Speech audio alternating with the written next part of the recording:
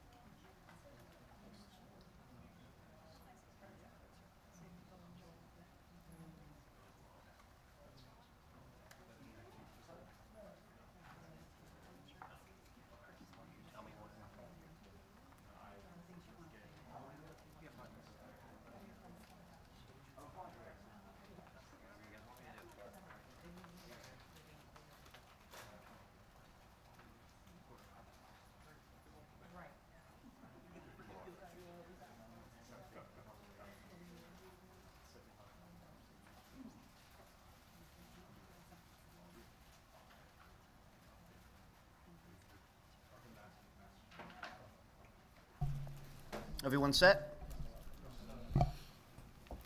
All right, I'll call this November 7th, 2022 work session to order. Roll call, please. Dr. Campley? Here. Mr. Dorr? Here. Mrs. Evans-Brockett? Mr. Fountain? Here. Mr. Keenan? Here. Dr. Kohler? Here. Mrs. Mayers? Here. Mr. Saylor? Here. Ms. White? Thank you very much. Please join me in the Pledge of Allegiance. I pledge allegiance to the flag of the United States of America and to the republic for which it stands, one nation, under God, indivisible, with liberty and justice for all.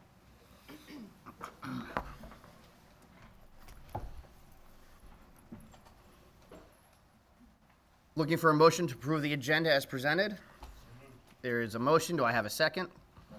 Any discussion? Seeing none, all in favor signify by saying aye. Aye. Opposed, nay. Ayes have it. Comments on any topic from the public, if anyone's interested? Seeing none? Okay. Student liaison report? Oh, we got this one. Oh, he is here. Good evening. Oh, there it is. There's the slides. All right. Welcome. It's Monday, November 7th. This is our quick report. We don't have a lot. We just have pictures, so you don't really have to read anything, which is always nice. So this is our first one. This is mainly we're going to highlight a bunch of sports and a bunch of clubs going around the school in the fall here, just to wrap up, the first marking period and stuff like that. So this is our football team. They are the PAC champions. They beat PJP 2 Saturdays ago now. They're going on a district run right now. They're playing Souderton this weekend in round 2 of districts. So good luck to them this weekend. Next slide. These are our boys and girls golf teams who both had very good seasons. These are actually 2 of the most successful programs at our school, at least this year, and historically they've been pretty solid. So, and there's a lot of youth on these teams, so they will carry these after the seniors are gone. This is our girls soccer team who had their best season in program history. They went 12-2, I believe, and they made a district run, a PAC run. Like, this team was phenomenal. Watching them play was great. So congratulations to them and Coach Paulus, and in one of their best seasons ever. Here we go, next slide. This is our girls cross country team. They had, I think, probably the best year in Perk Valley Fall Sports. They just finished 6th in the state this weekend up in Hershey. These girls ran their hearts out, and it showed they have a lot of grit. They finished 3rd in the district, 3rd in the pack, and 6th in the state. So this team is incredibly talented, and I can't wait to see what they do in track and field. On to the next slide. This is water polo. I went to my first ever water polo game this year. This sport is not for me. This is a brutal sport, and I commend these 6 seniors for putting their hearts and souls into this because it looks terrifying. But they do great. We're really proud of them for their season. So next slide, Arshia. Okay, so last Saturday, our robotics team went on an off-season competition, and they got into the semifinals at Ramp Riot, which is the off-season competition's name. And they're looking forward to starting their season in January. Next slide. And so last Friday, Saturday, and Sunday, the fall play Puffs was performed, and it was really funny and entertaining, and all of the students were amazing who played. And so the PV Marching Band and Color Guard competed at MetLife Stadium and got an astonishing 4th overall, which was amazing, and it was an exciting end to their season. Next slide. And so this is the last week of marking period 1 for students, and we're looking forward to marking period 2. Thank you. Thank you guys very much. November is our last board meeting prior to the reorganization of our school board. I wanted to take time to thank every member on the board for their volunteer time and effort spent on school items over the past year. In many states in our republic, school board members receive a salary, and in some states you can make as much as a teacher, in others it serves as a supplementary income. But in Pennsylvania, Texas, and Colorado, state laws ban school districts from paying board members. Thus, our role is solely voluntary. And I can assure you that every member on this board puts in ample time during their job, and I wanted to let everyone know how much I appreciate it, as does the community. Especially want to thank Mrs. Kim Mayers, who this past year served as Vice President of the school board, for her leadership and counsel. At a previous work session last month, a question was raised why at these meetings we say the Pledge of Allegiance, and I wanted to address that question. As a school board, our job is to ensure policy is being followed, and that job is to ensure that state laws are also being followed. In our Commonwealth, it is the law that every citizen show proper respect for his or her country and its flag. It is also the law and the right of every student to decline to recite the Pledge of Allegiance, and they may refrain from saluting the flag on the basis of personal belief or religious convictions. Students who choose to refrain from such participation shall respect the rights and interests of classmates who do wish to participate, and I would also say the opposite is the same as well. It is also the law that in the United States flag should be displayed in every classroom and on or near each school building, and per Policy 6, the pledge is part of our order and business and an agenda item. Over the past few months, we have talked about the culture of our Perkiomen Valley community and our schools, and I wanted to revisit these conversations and ask some questions. These questions are not intended to be answered today, but meant to hopefully start respectful dialogue for the upcoming year ahead. Throughout the history of public education in the United States, public schools have filled multiple roles. These roles are an outgrowth of why public schools came into being and how they have evolved today. In the early years of this republic, schooling was extremely haphazard. Many children were excluded on the basis of income, race, ethnicity, gender, geographic location, and other reasons. This was abhorrent behavior for a young republic. Preparing people for democratic citizenship is a major reason for the creation of public schools and how they act today. We fast forward over the history of our nation, and we come to the conversations today at our board meetings here at Perkiomen Valley, across our Commonwealth, and across our country. What is the role outside the core education that should be provided by schools? What dangers do our students face from threats of violence, social media, discrimination, and what types of roles should our school districts play? We see across the country, and sadly even in our own backyard, that violence has shattered the fabric of our society. We need to ensure the best of our ability that our students are safe, that our teachers are safe, and that our staff are safe. We need to hold our students absolutely accountable for their actions in these buildings. And we need to make sure that outside influences stay outside of our doors. We've recently seen local football games canceled over threats on social media since our last board meeting. We need to help our community understand the dangers of social media. Summer McCall, last December, on December 16th, a national TikTok threat against schools all across this country. TikTok, like any other app that kids use or like students use, like Snapchat, etc., have potentials to be very dangerous, and schools should not sponsor or be supported by these aspects in our buildings.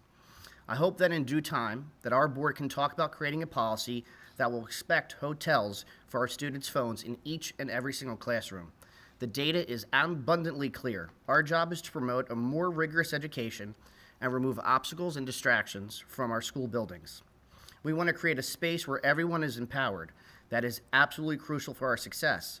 We want to make sure our students have everything at their disposal to be successful, but we need to ensure that the resources and items are appropriate for our students. Teachers and classes should remain neutral from the political divide outside of the classroom. Subjects should be taught in a manner that allows for students to think critically, learn how to research topics and concepts in a manner that will guide them to answer the questions for themselves. That is exactly what we should allow: unbiased, unvarnished, balanced, and factual information. Lastly, I want to talk about books and our library. This is happening, and these conversations are happening all around our school districts, all around the country. We have been blessed here at Perkiomen Valley that these conversations have remained professional. Recently, a book was found in the high school that gave me personally great pause. This was not a hot item topic of a book. This was just a book that was later made into a PG-13 movie. The reason this book gave me great pause is because I don't believe it fits the culture that we want as a community. This book had 79 F words. This book had anti-Semitic tropes, homophobic slurs. This book had slurs directed at black people and had a long-winded conversation about oral sex. Overall, I ask everyone in this room, is this something we want our community to be about? If we truly want to create a diverse, equitable, and a safe Perkiomen Valley, then we need to ensure and make sure that everything in our buildings reflects our culture. Recently, we have had conversations from members of our community about STA, which is our bus service, and I know we have someone from the STA here. So I would like to, in between our president's report and our superintendent's report, allow STA to give a short presentation. Thank you, Mr. Saylor. So Mr. Dan Fiorilli is the STA Regional Manager, and we've had some conversations with him recently based on some of the challenges that we're facing. So Mr. Fiorilli has agreed to come tonight and share just some of the information about what STA is doing to try and offset some of those challenges that we're facing. And just so we're all clear, and I've done these meetings probably about 5 or 6 times on the state of the school bus industry. We're struggling, and I know we're struggling, and I know when a bus is late, they call you folks, they call us as well. We're doing what we can do to hire more drivers. This isn't a Perkiomen Valley School District issue. This isn't a Southeast PA issue. This isn't a PA issue. This is a nationwide issue. If you sometime later tonight Google search school bus driver shortage, and there's a million articles online saying we don't have enough drivers. We're aware of that, and we're doing everything we can to get more drivers. Year to date, just in this location, and I operate 8 locations in Southeast PA and Maryland, we spent over $70,000 in recruiting and advertising. We do everything we can do. We hired a recruiter, and he said, "What should I do?" And I told him everything. I said, "Don't let anyone tell you it doesn't work." We're doing everything we can do. So as we continue to struggle through this, we're hoping that the economy ticks up. We're hoping that people have a desire to come back to work. We still haven't recovered fully from COVID. A lot of folks have decided not to join the workforce again after COVID, and it's hit our industry very bad. So we're working in every aspect we can to get enough drivers. It's never okay for us to not have enough drivers. I met with a superintendent once and said, "Oh, I'm sure you save money by making your terminal managers and mechanics drive. You don't have to pay a driver." No, I don't. I don't want my terminal manager driving. She drives every day. I don't want my mechanics driving. They drive every day. I don't want my office staff driving. They drive every day. I get hoodwinked into being a bus attendant sometimes. It's because I don't have a CDL. Because I don't get a CDL, because I'd be driving every day. So we're struggling, and we know we're struggling. We're working hard to get through this process as quickly as we can. The good news is we're about 6 or 7 drivers short over at our garage. We currently have 10 in training. Now, before everyone gets excited and says, great, Wednesday morning we'll have 10 more drivers, it doesn't work like that. It's a process to get someone trained and certified to be a school bus driver. It takes a while. You know, we want to make sure we've got the safest drivers on the road delivering our precious assets to school every day. So it takes a while to get that through. Not everybody is cut out to be a school bus driver. They start and then they see that big giant bus and they get nervous about it. So it's a process for us to get through. I'm just here to let you know that we're doing everything we can do to get drivers in the door. If anybody is looking for a great part-time job, please stop over at the bus garage and see us. The pay is good. We have a good sign-on bonus. We can get you driving a bus within a month or two. I guess, do you have any questions for me or anything I can address to kind of help the situation for you folks in dealing with the public? Yes, my biggest question is I understand it's been very difficult. There's no denying that there is a shortage across the state, the Commonwealth, the country in regards to busing. My concern is the lack of communication going out to families because they're not finding out in time, if at all, about busing, and that's not okay. Agreed.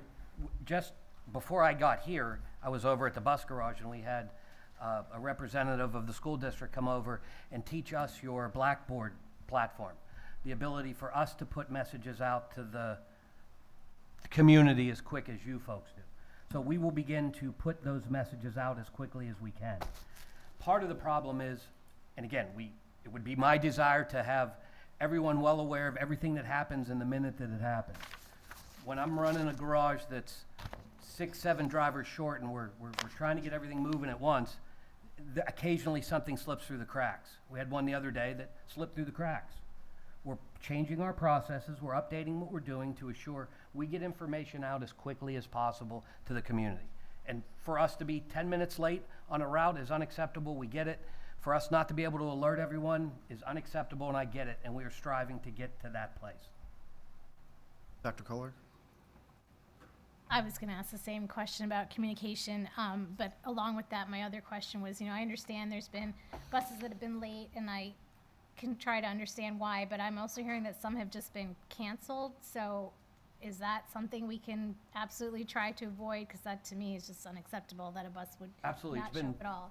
we run about 117 routes a day for, I guess, however many days we've been in school so far. We missed 3 routes. And 3 routes that we missed are completely unacceptable. And I agree with you, and we strive to make sure that doesn't happen. How do we do that? We combine routes, we double routes, we split up routes, we do whatever we can do, which is not unlike every school bus operation in America today.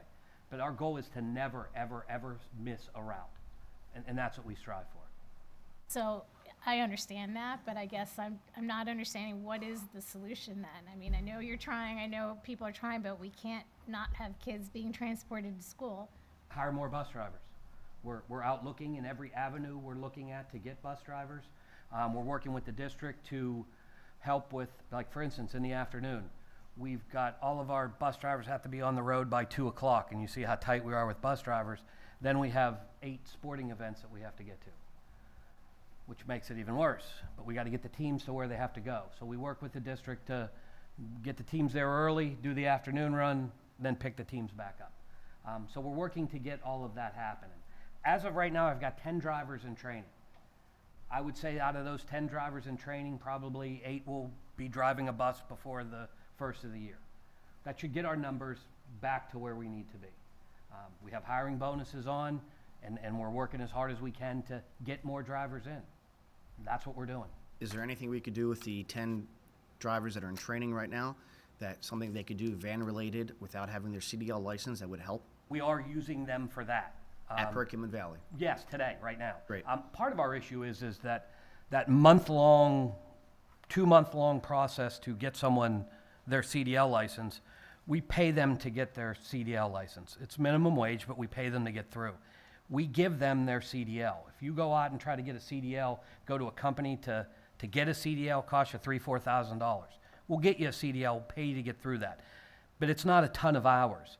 So what we try to do is we try to get them in and either be a bus aide on the bus so we can start paying them, or be a van driver for us. So for instance, we have a situation where, as opposed to taking a big bus to a a tennis game, we'll throw 3 vans out on the road with van drivers to do it. Great. Yes, we do that. We try to get them in the process, coming to work every day while they're in training, to keep them attached to us and keep money in their pocket. So yes, that's what we're doing. So assume you hire these 8 drivers, that they complete their CDL license.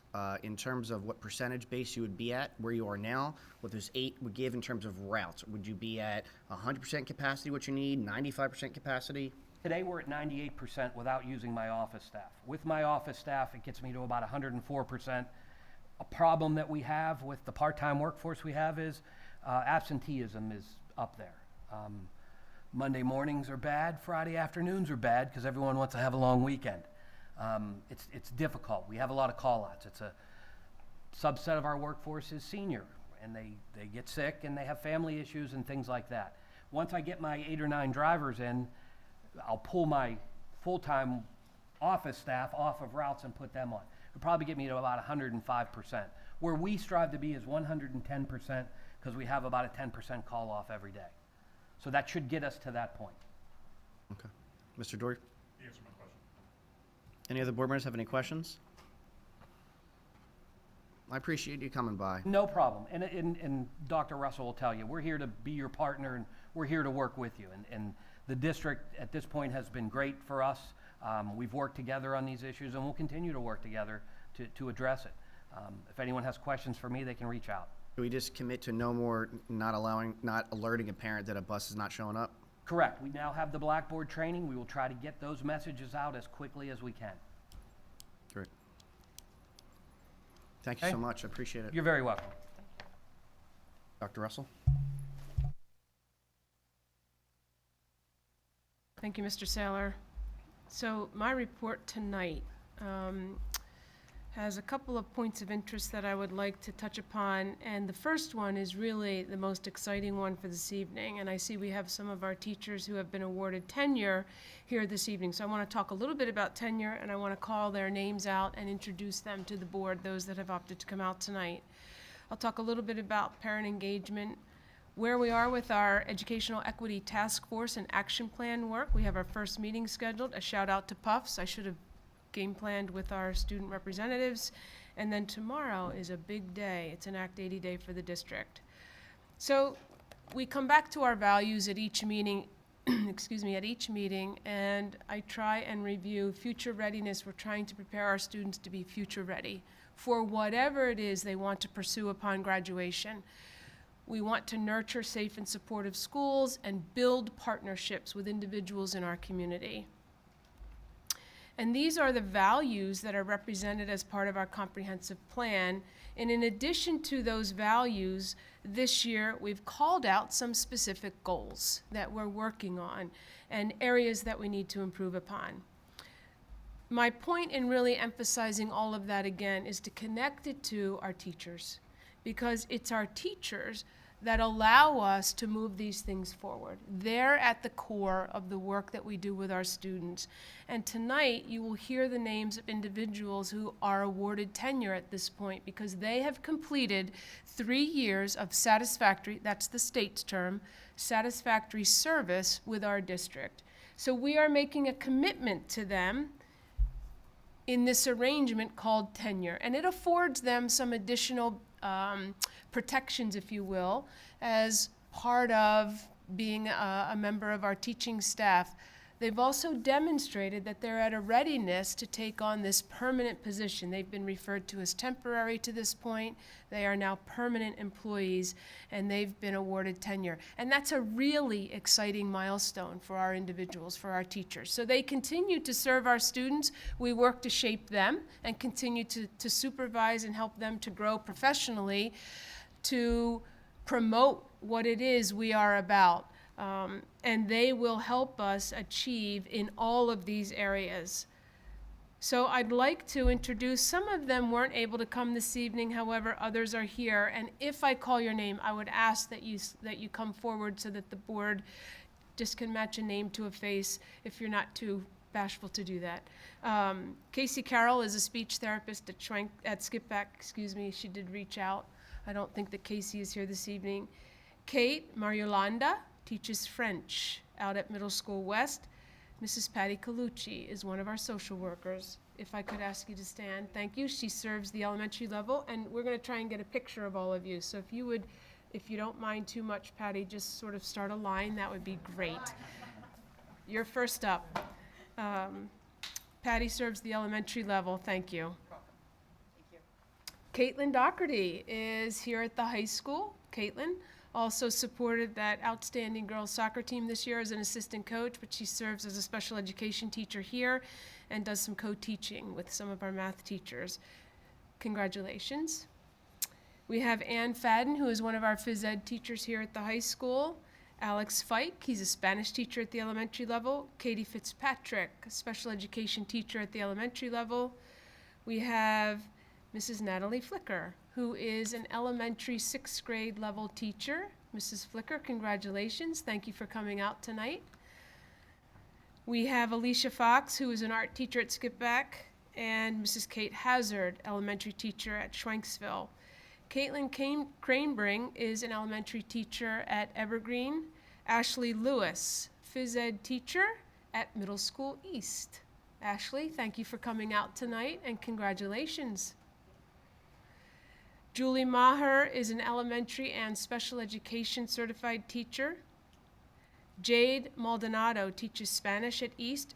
Mrs. Sharon Sachs is a nurse at Schwenksville. Congratulations, Mrs. Sachs, on being awarded tenure. Valerie Smith-Gonzalez is a music teacher. She's an instrumental teacher at the elementary level. Rebecca Storm is an elementary teacher. Emily Whitman is a phys ed teacher, and John Luke Zacharias is a technology teacher. And these are the individuals who have met the requirements, met the criteria to be awarded tenure. So for those of you that came out tonight, thank you very much. And it's a well-deserved accomplishment in your career. They have 6 satisfactory evaluations. Again, that word satisfactory is not real strong. That's the state's term. They've demonstrated satisfactory performance over 6 evaluations for 3 years with Perkiomen Valley, with us. So we are now committed to one another, and we're excited to have you as part of our permanent staff. So congratulations. Yeah, we would love to get a picture, if that's all right, Mr. Saylor. Mrs. Smith, could I ask you to do that? Thank you. Since you're very good at taking pictures. Yeah, do it or back right in here? front of the books is fine too, if that's okay with you. Thank you. Want the whole board? Yeah. Yeah. If it's all right, we'll take the whole board over too again, if you're all right with that. I'm Yes. sorry. We want Rowan's smiling face in the picture.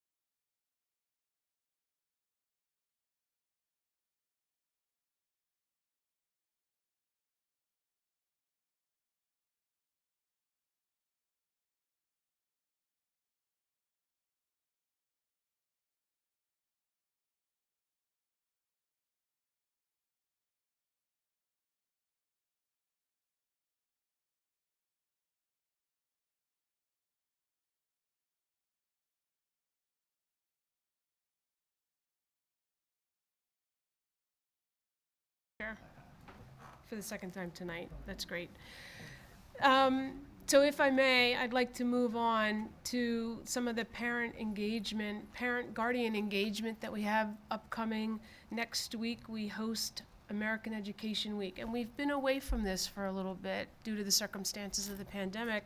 And this year, we'll be inviting families or parents to come in during some select times at the elementary and the secondary levels. So hopefully we will once again re-engage our parents into the school setting, and they can see and participate in some of the learning experiences of their children. We also have conferences coming up on Monday the 21st and Tuesday the 22nd. And I do understand that today there were some challenges in the system, and I regret that terribly. We don't need that. It was compared to trying to get concert tickets, one parent said to me, but that's not something we feel good about. Our tech department is working on that. It seems as if the system was flooded, and I don't know if we've been able to correct that or not. It's been fixed. Thank you, Mr. Ganesh, but I know that we did hear about that, and we tried to work on that. And we'll work with parents who may not have been able to get the scheduled time they need based on their work schedules. So, but looking forward to having families, parents back in our buildings to visit with their teachers and their students. So our Educational Equity Task Force will be reconvened. We have some different individuals who have expressed interest, and the purpose of the task force is really to provide input and feedback around an action plan. And the first meeting is scheduled for November 30th. We've actually laid out meetings for the rest of the year, Mrs. Smith, Mr. Willis, and myself. And there are some intended outcomes of the work there. Essentially, it's that action plan. So we want to look at the policy, the language in the policy. We want to think about what we've done, as well as where we want to continue to go as a district, and identify those action steps that will help us to realize that forward movement we're looking for. So stay tuned for more information on that. And the shout out, Mrs. Smith and I both attended the fall play Friday night, and we were entertained. There was lots of laughing and excitement on the part of the students. They did a great job over at East. So a shout out to our high school fall play cast and crew. Great job. And lastly, the curriculum and instruction and special education teams have been working diligently to prepare for our Act 80 Day tomorrow. That's a full day of professional development opportunities for our staff, and it will be great to have individuals convening. In the morning, we'll start at Middle School East as a large group and move through some sessions after that introductory meeting. Mrs. Smith has a wonderful surprise out on the stadium field at some point that we'll share with the board once it's concluded. And then afternoon, more professional learning for our staff, and hopefully they find the day as meaningful as we believe it will be based on all that's gone into it. But I do want to extend thanks and appreciation to curriculum and instruction and special education for the work that they've put into preparing for tomorrow. And we've got lots of administrators who are also participating and facilitating some of the sessions tomorrow, so that's a big day. And with that, that concludes my report. Mr. Saylor, thank you. Thank you very much. Mr. Supers, Solicitor's report. I have no report. Board members, board and district committee reports. Anyone have anything to add? No, I will add that I attended the PSBA delegate assembly on Saturday morning. I attended virtually. It was an opportunity to see the results of the new PSBA board for 2023, and also vote on the legislative platform that was brought forth and bylaw reforms that were brought forth by PSBA. It was obviously my first time attending a delegate assembly, and I thought it was well done, and the conversations were interesting. I enjoyed my time there. We'll move on to the consent agenda, which is the following items will be added to the consent agenda for the approval at the November 14th meeting. That information is listed below. And Mr. Dorr, we'll move on to you for education, where you are allotted 17 and a half minutes.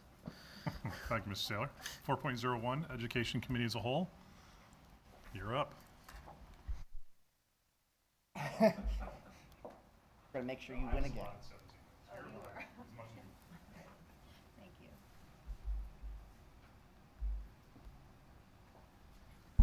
you. Good evening, everyone.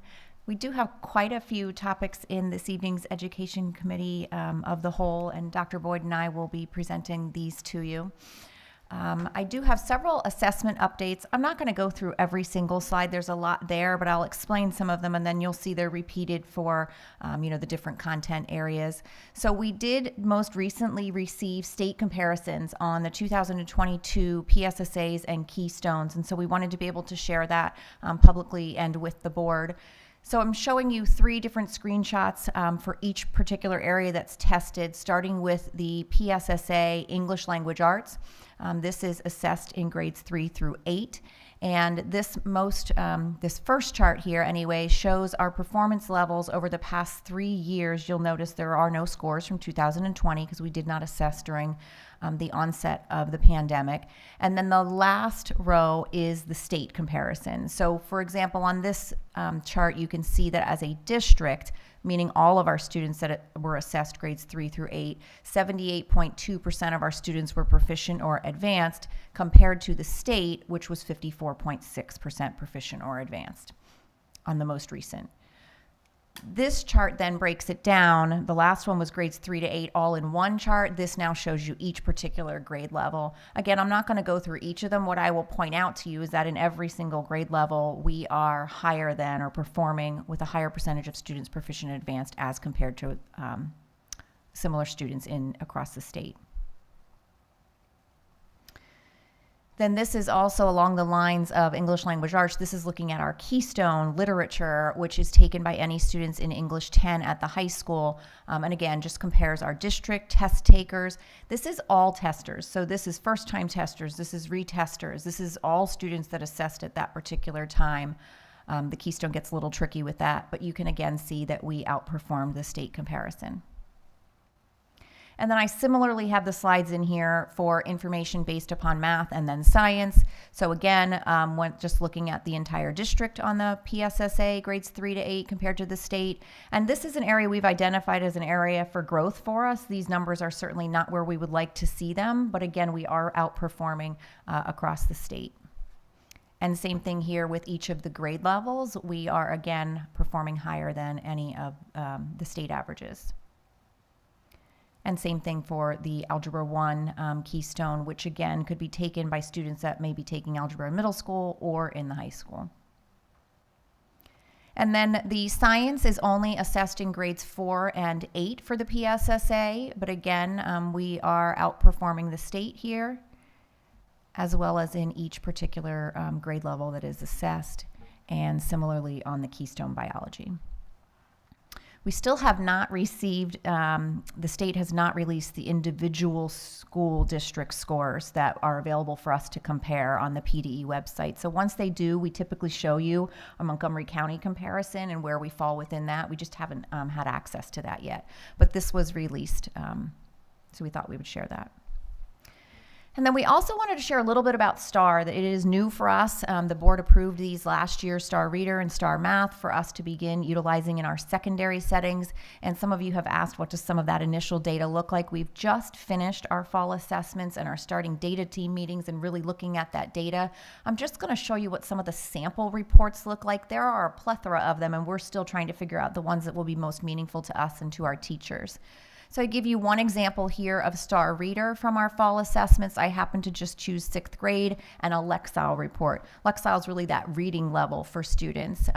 So based upon how they have answered the questions on the assessment, this is again giving their Lexile. It's based upon their grade level. So you can see in 6th grade, they've identified the proficiency benchmark is an Lexile level of an 815. These results are very helpful to teachers when they are identifying text that they may be reading in the classroom and trying to provide that at a student's Lexile level so that the content is the same, but it's at the text complexity that a student can understand. So they utilize this. It works with some of our other resources like Newsela that automatically adjusts those Lexile levels for them. I also just pulled for you then the percentage of students proficient or advanced based upon that Lexile level. So if we look back at the blue and the green here, what would those percentages be in terms of where they should be targeted at for a Lexile level for their grade level? And you can see I'm pretty comparable between the two middle schools and our high school students. So this is something, again, that teachers would use and that we're analyzing further within our classrooms as to how might this data be helpful for us in identifying students that maybe we need to provide additional remediation or intervention with. Moving on to math, I just chose one example to give you from STAR Math. Just where STAR Reader is administered to all students grades 6 through 12, STAR Math is for students in grades 6, 7, 8, and any students enrolled in Alg 1, Alg 2, geometry, or math concepts 1 and 2, regardless of what grade they may be in.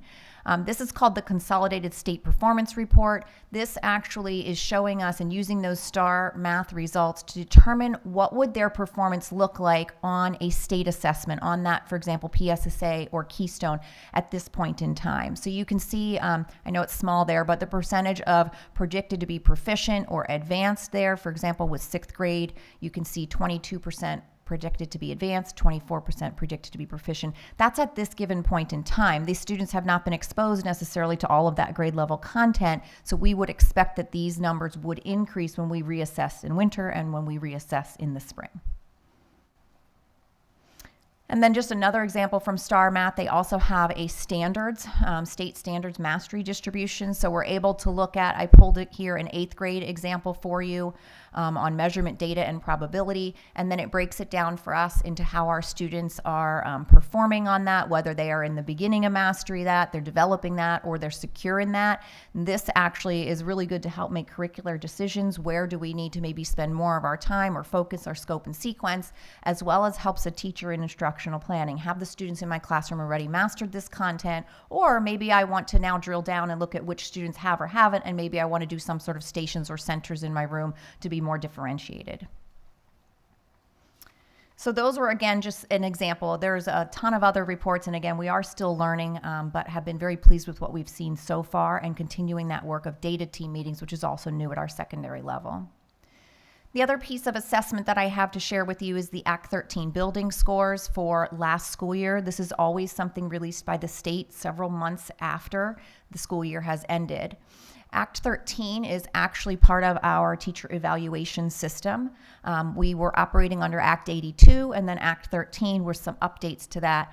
And you can see on this slide what's the same. We're still using the Danielson framework for teaching and learning. We're still using different levels of performance. And then on the right, what is new? And what I circled there on the bottom is what we're really presenting on today, is that there's a streamlined building level score now. So in the past, we had what was called a school performance profile. Then we had a future ready index.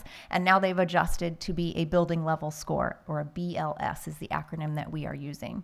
So again, there's multiple pieces of data that go into this, and then at this time of year, each building is released. Here's your building level score, which is now a percentage of the teacher's evaluation. The other new piece of this is that there's a challenge multiplier that's involved in that as well. And that challenge multiplier, as you can see on this slide, basically takes the building level score and it adjusts it based upon the percentage of economically disadvantaged students in that school. So the numbers that you will see tonight have already been adjusted with that challenge multiplier in there. The BLS is calculated based upon the assessments, so our PSSA and our Keystones, our growth performance, like our PVSD data, attendance rates, and graduation rates for the buildings in which those apply. And you can see the nice little chart that the state has given us to how those are weighted. It is a intricate mathematical formula in which they, do this. And I did include the link here in case anybody is interested in learning more about how it's exactly calculated. But these were just released last week, and so we are sharing with you what our building level scores are. You can see, we range from the high 70s all the way up to 92. But then you need to put that in a little bit of context, right? So they did release all of the schools across the state. And obviously I can't show you all the 94 elementary schools on one screen, but I tried to give you a screenshot of all of the schools in Montgomery County, and the top 12 are pictured here. And we are so excited to show you that out of Montgomery County, all 4 of our elementary schools are within, I believe, the top 12 schools there. That's really exciting for us to see, and very proud of our students and our teaching staff. At the middle level as well, there are 30 middle schools in Montgomery County, and both East and West do fall within that top 8. And this is something, you know, I know Dr. Russell and I looked at each other. Typically, we would see East typically has a higher number in the past with our school performance profile. This is an example of where that challenge multiplier and the percentage of students that are economically disadvantaged has leveled out those scores a little bit more. Again, very proud of those, our schools there. And our high school here, as you can see, there's 22 high schools in Montgomery County, and we also fall within the top 12 there. So certainly we'd like to see ourselves higher here, but we are also proud of the fact of where we fall in the county here. You may be wondering, well, you know, what are some of these schools that are performing higher than us? What are they doing? Those are our questions as well, and something that we are starting to look into and compare what pieces of this calculation, what are things that maybe they are doing better than we are, or that we are than they, and that we can learn from and see if there's any improvements that we can make. So that was a lot. PSSA, Keystone, Star, building level score. Questions? I have questions. Go ahead, Mr. Dorr. So the slide you put up the assessments for the STAR math. And I'll just, Mr. I apologize. Just want to remind the people in the crowd that are here, you have, because this is a committee of the whole, you have the right also to please ask questions. Okay, Mr. Dorr. So on the STAR math fall assessment, I mean, I'm looking at some of these percentages. I mean, grade 12 of the 13 kids are below basic. Is that on what they're being assessed on what they've learned from the beginning of the school year till whenever the assessment was? So I'm going to make an assumption that probably those 12 students, remember, it's based upon the courses that they're in. So most of our seniors are not taking these courses that we are assessing it. So those 12 could possibly be students in the Math Concepts 1 and 2, which are heavily special education students that may be in there. It is, though, assessing them against the content that they will be assessed on for the state test. So if I'm an Algebra 1 student, it's comparing me to that Algebra 1 Keystone. If I'm an 8th grade math student, it's the 8th grade math PSSA. And it's telling us proficiency at this point in time that we're projecting. Again, they haven't been taught the curriculum of the course that they're currently in. So we'd like to see them higher, but we do recognize they should grow over the So course it's for of the the whole, year. they're learning, this is for everything, not just what they've learned. They're not being assessed on what Correct. they've learned. Okay, Correct. thank you. Good If we go to question. slide 17, Which one is that? the slide 17 is a STAR math fall assessment. So for instance, grade 8 shows that 38% are below basic today, or whenever the test was placed out. Who's analyzing this data, and how does it get presented back to the teacher? And does it get presented back to the teacher, to the actual student, to then give some assistance to the student? So when the next time that the students go through this assessment, they've worked on the items that put them in that below basic category. So I'll start with who's looking at the data. So first and foremost, a teacher can certainly see the data of their students. Dr. Sachs is leading a lot of the work with data teams in our building. So she's pulled a lot of this data, and I know her and the MTSS facilitators and the building principals have created data folders for each teacher so that we can sit together, we can do the noticings and wonderings, and we can have a conversation about it. So she's leading that along with administration and MTSS. Teachers have access to the data, though, immediately so that hopefully they can use it in their classroom instruction. We do need to work on how do we sit with our students and talk about how did you do on this particular assessment, what goals do you want to set, and then how might you utilize some of our additional resources to work towards on that. That's definitely an area of growth and work in progress for us. We're really focusing right now on our teachers and how might they use that data and how will this impact curricular decisions. But the data does dig down into the actual student. Oh, absolutely. Individual student data. On screen 22, slide 22, which is a BLS, two questions. What BLS score do you want for your building? Obviously, we want 98, but that's, you know, what is a suitable number for you? Or what would be a suitable number for the school district to want to see for each, for in general, for the building? And then the second question on slide 22 is why, or what data, or is there any data based off of this that explains why Schwenksville is underperforming your other elementary schools? So I'll try to answer those, and I may need to do a little bit more digging for you. If I recall, when we used to get the school performance profile, a 90 to 100, I believe, was considered to be blue or performing or meeting or exceeding what you would expect. There was a green range, which I feel like was a 70 to 90, and then there was like a 60. So you wanted above a 60 to be considered to be moving forward. Certainly we would want to be that 90 or higher range, but I believe the state I have to check, but I'm pretty sure it was a 70 or higher was considered to be green in terms of the state's coloring. But I can confirm that with the new BLS scores if they're using the same scale that they were. Could you repeat the second part of your question? Oh, the Schwenksville piece. Yeah, so they're at 88.6, which is not necessarily that much worse than a 90.2, especially since we want to try to get to that 92. But is there, you know, what's the differential, or does the data tell you what the differential is between, let's say, for instance, Skip Back, which is at a 92, and you know, Schwenksville that's running at a 88? You know, we, at this point, only have received these scores. We haven't been able to look at each of them and how exactly, like, what was the attendance rate used for each one? What was the PSSA scores or the PVOS growth? That would be the next level that we'd like to look at. I'm going to assume that maybe there's some difference in PSSA performance, or certainly Schwenksville is our highest economically disadvantaged population. But I can't say that for certainty, but that's where we typically have seen a difference. And is there, sorry, just one more. Is there another school, like 88.6 is actually still not bad compared to if we want to be Very good. 92. Is there another school that's like Schwenksville where we could compare and say, hey, the schools that are like Schwenksville, as you just mentioned, they're at 70 and we're at a 88.6. So although we want to push Schwenksville up to 92, but we're really, you know, compared to our 15-mile radius of schools like Schwenksville, we're really overperforming these schools. We could absolutely disaggregate this list based upon other schools that receive Title I services or qualify for Title I, and we could look at free and reduced lunch percentages. I could pull that for us. I think the data will show Schwenksville's probably at the top. I would agree. Yeah, good point. So, yeah, the multiplier to me, I understand the reason for it, but that's what's presented. Are you looking at the raw data and understanding where there may be gaps that we could improve upon as well? We certainly look at the data that we have available. Again, I can't speak to analyzing how the state actually calculated things or what score went into that. We can look at that more, but yes, of course, we look at the raw data. I think the state implemented the challenge multiplier to help, for lack of better words, level the playing field for how do you compare whether you're Title I or non with the performance. I guess I asked that question really in terms of equity of experience between the buildings, as opposed to actually what the data is classifying. If that makes sense. Mm-hmm.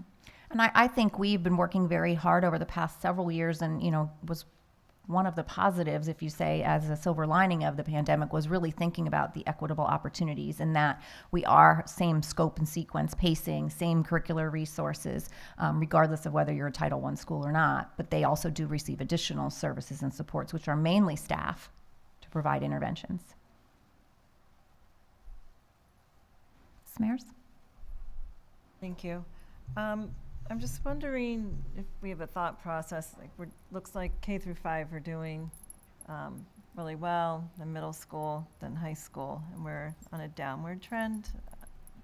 Do we have a thought as to why that might be and how we can shift it? I mean, looking at Springford, they're way up there as far as the high school. Yeah, I think we've noticed the same pattern, particularly in the area of math, for sure. I don't have an answer for you right now to say what is exactly causing that, except that I know we've identified that, and now we're working towards like the STAR math, the STAR reading. Those were things that we've gotten really good at doing in the K-5 realm. Interventions, RTII, MTSS that we are just introducing. I don't know if some of the other districts started that several years ago at their secondaries or not, but it's something that we've wanted to learn as well. I don't know, Dr. Russell, if you wanted to add anything. No, I think just that the data has prompted questions for us, and we're going to explore and have some conversations with some of our neighbors to learn more about what they may be doing. Interventions at the high school level are a little bit different, look a little bit different from some of the other levels. However, we are thinking about how we might intervene and support the progress on the part of our kids, high school or not. So we'll have more conversations and bring forward some more information as we learn what might work better to support our high school students. Has this been a trend, for instance, with a subset of, let's say, the past 6 years with our students we've seen where they ranked higher on the elementary and middle school and then slowly eroded in high school, or is this new? So, for instance, if we did this same set of students 4 years ago when they were in middle school, were we on the lower scale of our BLS rankings with this subset of students? I mean, if my recollection serves me correct, our middle schools tended to be lower of the three groups, but not significantly. But our high school has been much higher in the past. So it definitely is causing us, to want to really delve into that more, because I would say that pattern did not exist until this year. I would agree. Dr. Campley? I'm just curious what some of the scheduling models are for the high schools that we're being compared to, because I know, for example, Lower Merion is doing a more an interesting lunch and learn model. Their schedule rotates so that students don't always have the same thing. And I think there's been a lot of research regarding that as far as how it's helping with students and their learning. I'm just curious if we've looked at any of that, and also if we've taken into consideration some of that restorative practice models that some of the school districts are doing as well. Yeah, I can speak to both of those. We have learned also from Springfield, Montgomery County, about a lunch and learn, where there's a period, there's opportunity for students during that lunch time to either get some support, go to the gym and shoot hoops, sort of physical, have some physical activity if that's what they prefer at the time. But it's an opportunity for students to participate in reteaching or remediation, even enrichment, if that's what they're ready for. So there are a couple of schools that are moving in that direction, and we're learning about that, and we've started some conversations with our high school team about those. This year also, our high school administrative team took a dive into restorative practices, and they're training a core team going up into Bethlehem to where restorative practices really originated, and learning, and they plan to turnkey that training next year and build upon what they're learning this year and the number of individuals that can lead and promote restorative practices. So that is something. They didn't feel like PBIS was the right framework for them, and so the high school has moved in the direction of restorative practices. So yes, that's underway. I'm just curious if the combination of those two things, if that's just helping build those relationships that the teens need in order to keep them invested in a way that maybe we're not doing right now. It's a great question, and it certainly makes logical sense. So I think we have to ask more questions and explore, learn more, and our colleagues in these other districts are more than willing to share and have us come down and actually observe some of what's happening there. So we're looking forward to doing that, because as Mrs. Smith said, this is a lower score for our high school than we typically see. Any other questions from board members on any of the assessment information? Given that we're in the cycle for the conferences, will this information be part of those meetings on the individual level, or at this point is it too premature for that? Are you referencing parent-teacher conferences and STAR data? Yes. So we are following the same format we did with MAP in the past, where if you schedule a conference with your child's teacher, they will have the STAR data reports, the family reports. We have some information that we're going to have on our website as well to assist parents in understanding that. That'll be shared at conferences. If you don't have a conference scheduled, we'll make sure those get sent out right after we return from that holiday break. Okay, so I guess at the middle level, the conferences are only if they're initiated for a reason. So I guess my question really is across the board when this data will be available and able to be discussed. So I would say, I'll confirm with our principals, but in the past what we did was we sent them out, I believe it's the Monday that we got back from the break. So that way any conferences got them handed to them. Otherwise they came home in the backpack on that particular Monday, but I'll confirm with principals. Any comments or questions from community on assessments? Okay. So the next section is Esser allocations. There is 2 agenda items related to this section, 4.02 and 4.03. I wanted to give you an update on where we're at with Esser 3. This is a large allocation, almost $1.8 million that the district received for this.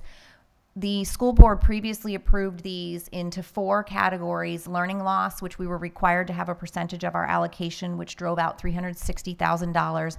And then we identified 3 other categories: curricular resources, classroom resources, and social emotional learning. You can see what amounts we budgeted in those. We've revised them a couple of times. You've approved each of those revisions. And then I've worked with Mrs. Hurd to share with you what the actual expenditures are to date, to give you an idea of that, and then what is remaining remaining, but we also have some anticipated expenses that we know we've just not expended yet. For example, the learning loss. Yes, there's $68,000 left there, but we're planning to use that in the summer of '23 towards our LIFT programming for remediation and enrichment. So you can see some of those things are identified there. And then you can see what we're anticipated at this point to be remaining in each of these areas is just slightly less than $230,000. So we would like to bring forth to you, we're trying to be really careful that the board approves all of these changes as we go forth in case we are audited at some point in terms of these federal dollars. So we are recommending that of that $230,000, we have been looking for a health and wellness supervisor. We had actually had that included in the Esser allocation for the 21-22 and the 2021. Have been unable to fill that position. We have a plan for really recruiting that coming this February to hopefully have somebody in place for 23-24.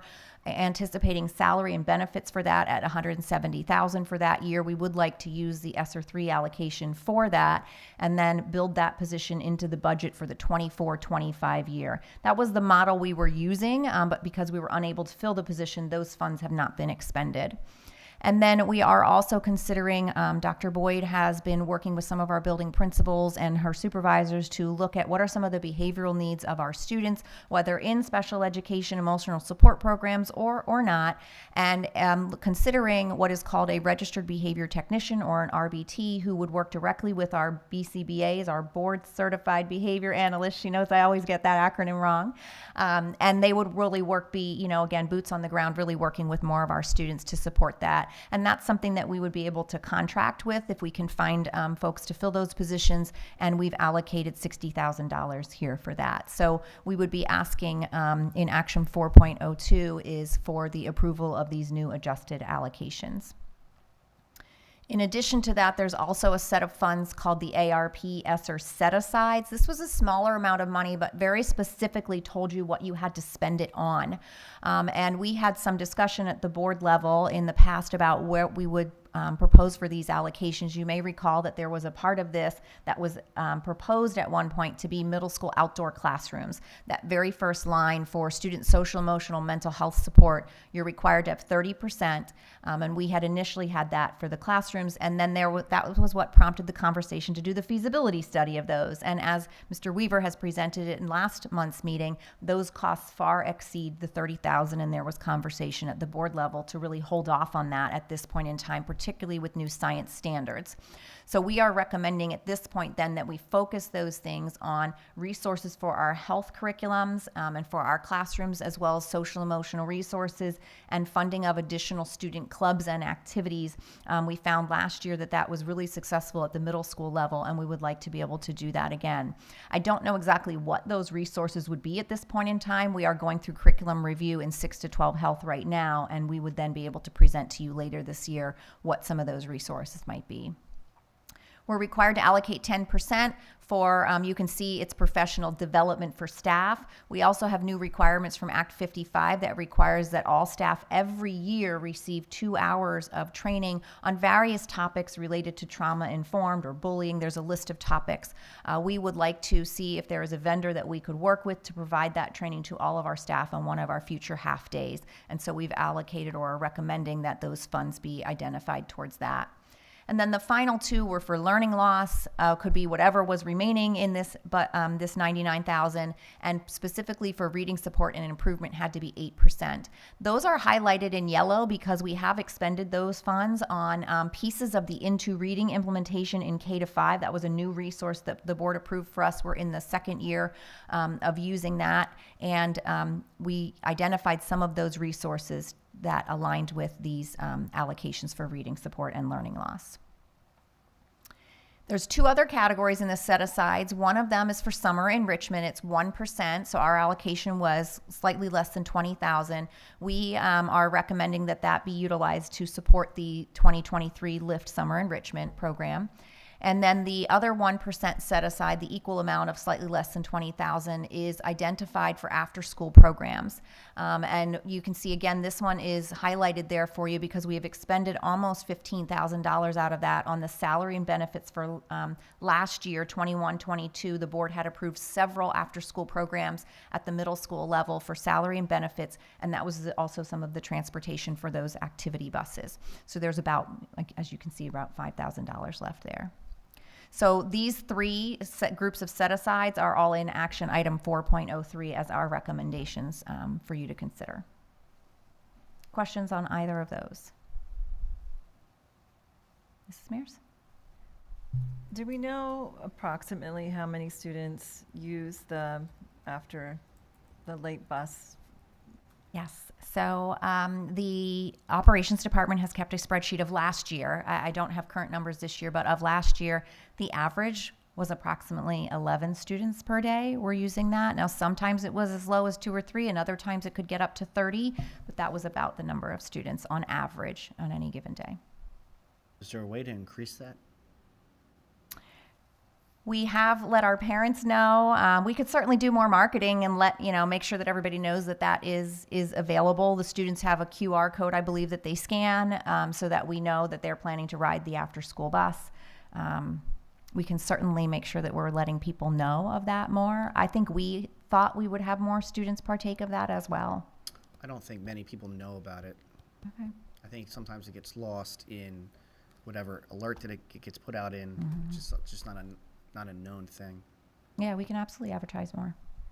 From what I'm hearing, I think people know about it. I think a lot of kids don't want to take it because it is a long ride sometimes if you're going all over the district. And I mean, I've had parents reach out to me, would you mind picking up my kids so they don't have to ride the after-school bus? And I think there's a lot of that going on. They do cover a large range, depending upon where the homes are of the students that get on. So I know in my own district, the same thing happens. My child could be on for quite a while. But we can absolutely put it in a community message or even a separate blast or our principals' newsletters to make sure they're aware. The only other thing I was going to add, Mrs. Smith, is in addition to advertising it more through a newsletter, we could also get real-time data for this year and get a sense of actually who's riding this year, and we can follow up with that. And operations very well may have that. I just didn't have that opportunity today. I had last year's data, but I can get that. Mm-hmm. Any questions from the public on these allocations? Okay. So just some curriculum updates. There's no agenda items here. We are part of policy.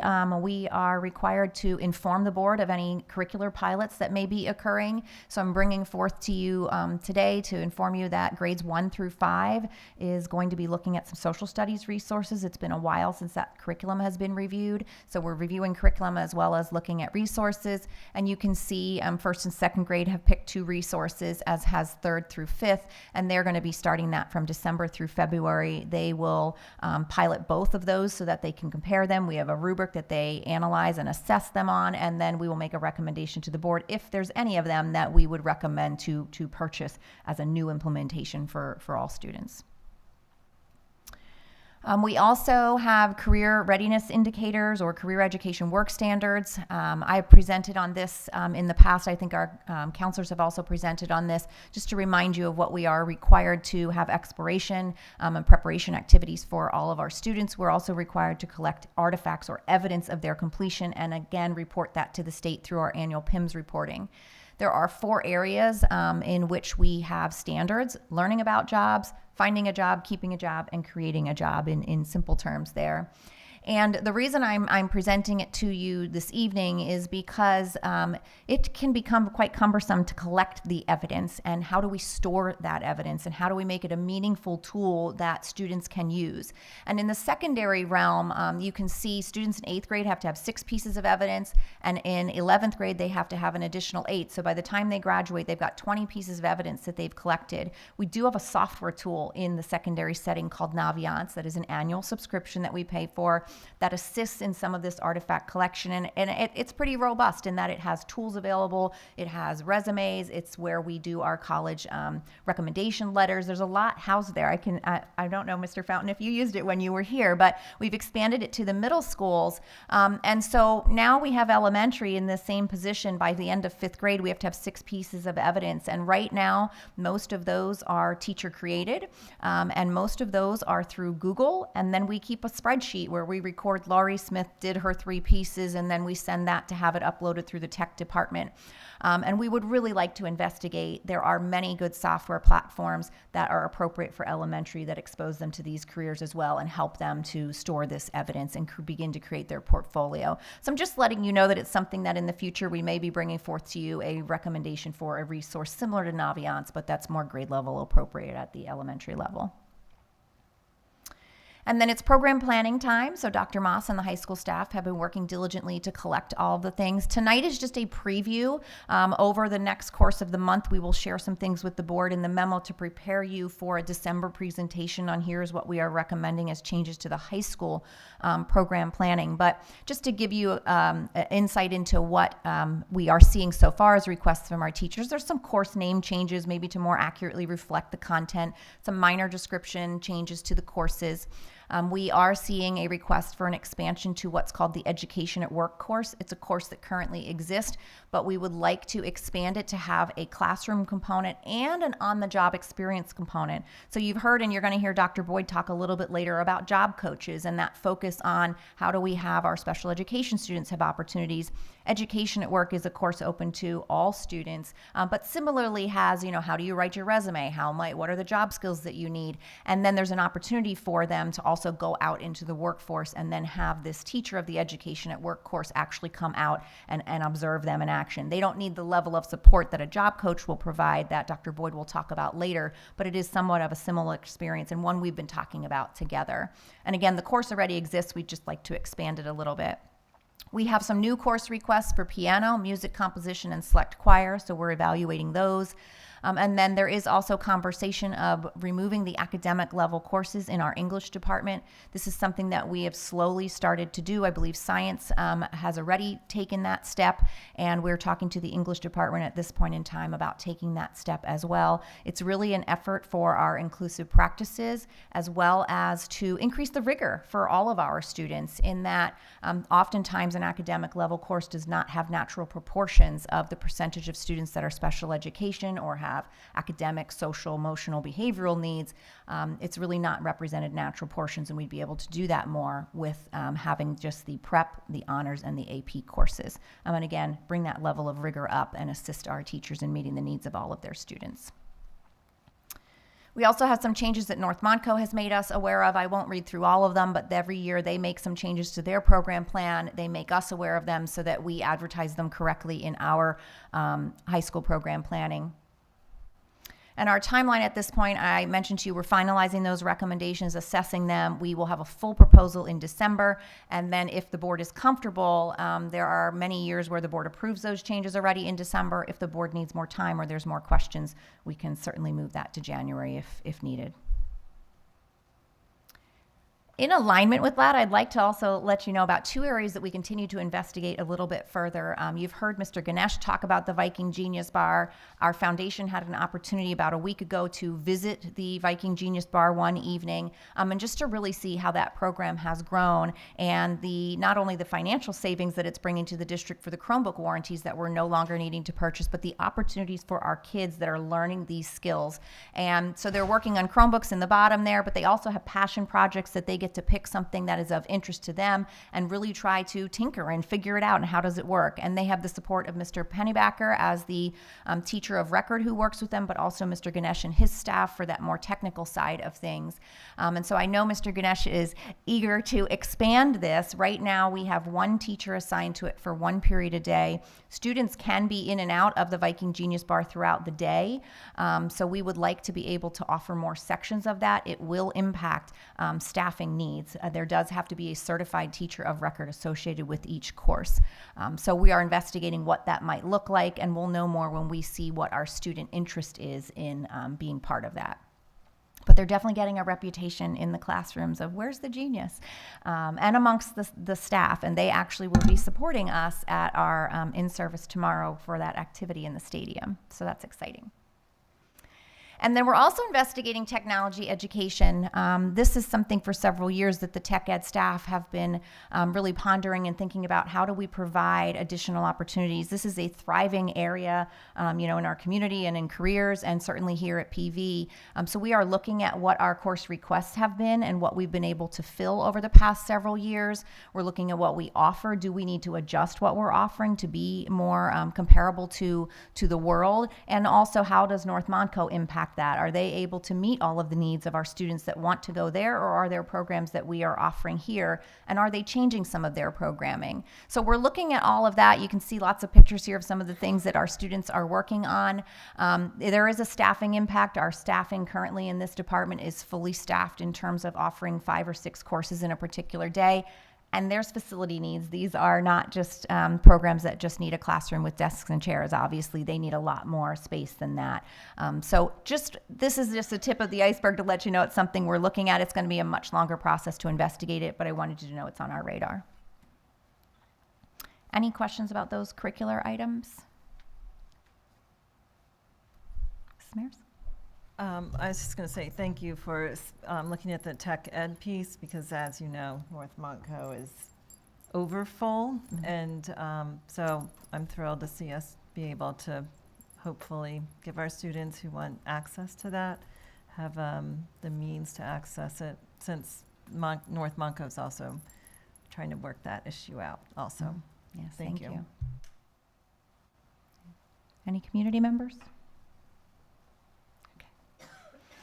All right, then I believe the next section is Dr. Russell and then Dr. Boyd. Thank you, Mrs. Smith. So I wanted to just review the Health and Safety Transition Plan, calling this V6, and a couple of changes here in the introductory pages, just recognizing Governor Wolf's Universal Free Breakfast Program. So that was a revision that was incorporated, along with, on the left-hand side, just the date that we are reviewing this. Wrong button. On the next page, the major change that's being proposed in this plan has to do with reporting. We were originally, or for a long time, encouraging parents to report when their child had COVID. The county is no longer collecting that data.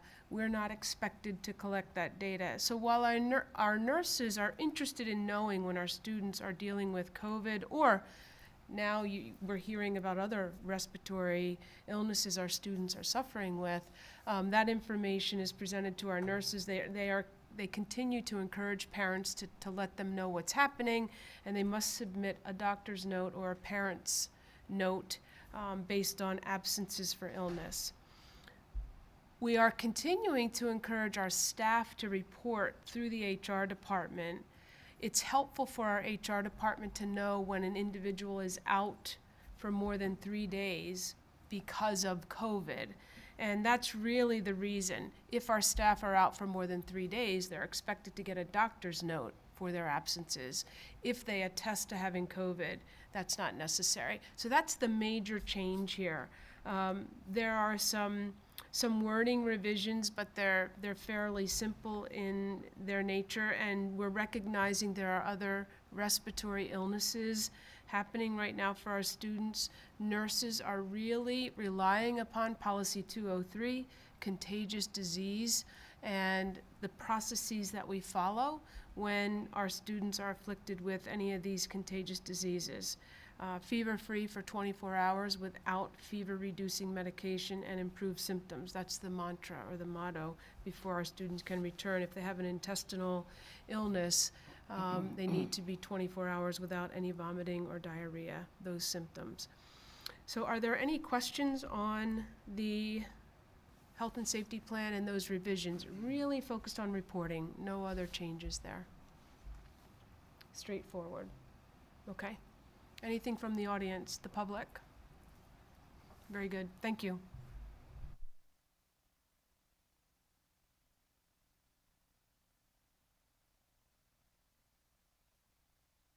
Hi, good evening.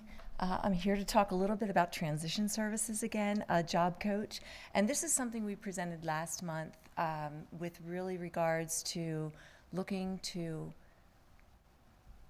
really seek the board's approval for a job coach position. And we've been talking about this over the last several months with regards to the types of programming that we can offer. And again, you can see with our high school enrollment, the number of students we have in our intensive learning programs, and then the types of positions that we currently offer to support transition services. So we're really looking for the job coach to be able to support our students with a variety of things. The first thing would be is to help to develop that vocational skill set for our students during the school day, as well as then supporting a smaller number of students with on-the-job training. So that would be the role that the job coach would serve this year. We are looking to expand that, and we've added, I don't know if I can click on this, or Dr. Russell, you may need to. We did share a sample daily schedule of what that would look like so that you could see that over the course of a day, what it might look like. So part of the day, the job coach would work specifically with students in that academic learning of the skills, and then there would be time to then also move with some students through actual work experiences, and we would start that work at the high school. So we can't expand beyond the high school until we secure this position. So that's something we'll be going out to the board this evening. I believe it's in section 8, and it's action item 8.06. Then the other piece that I'd like to highlight is just some things that are happening with special education.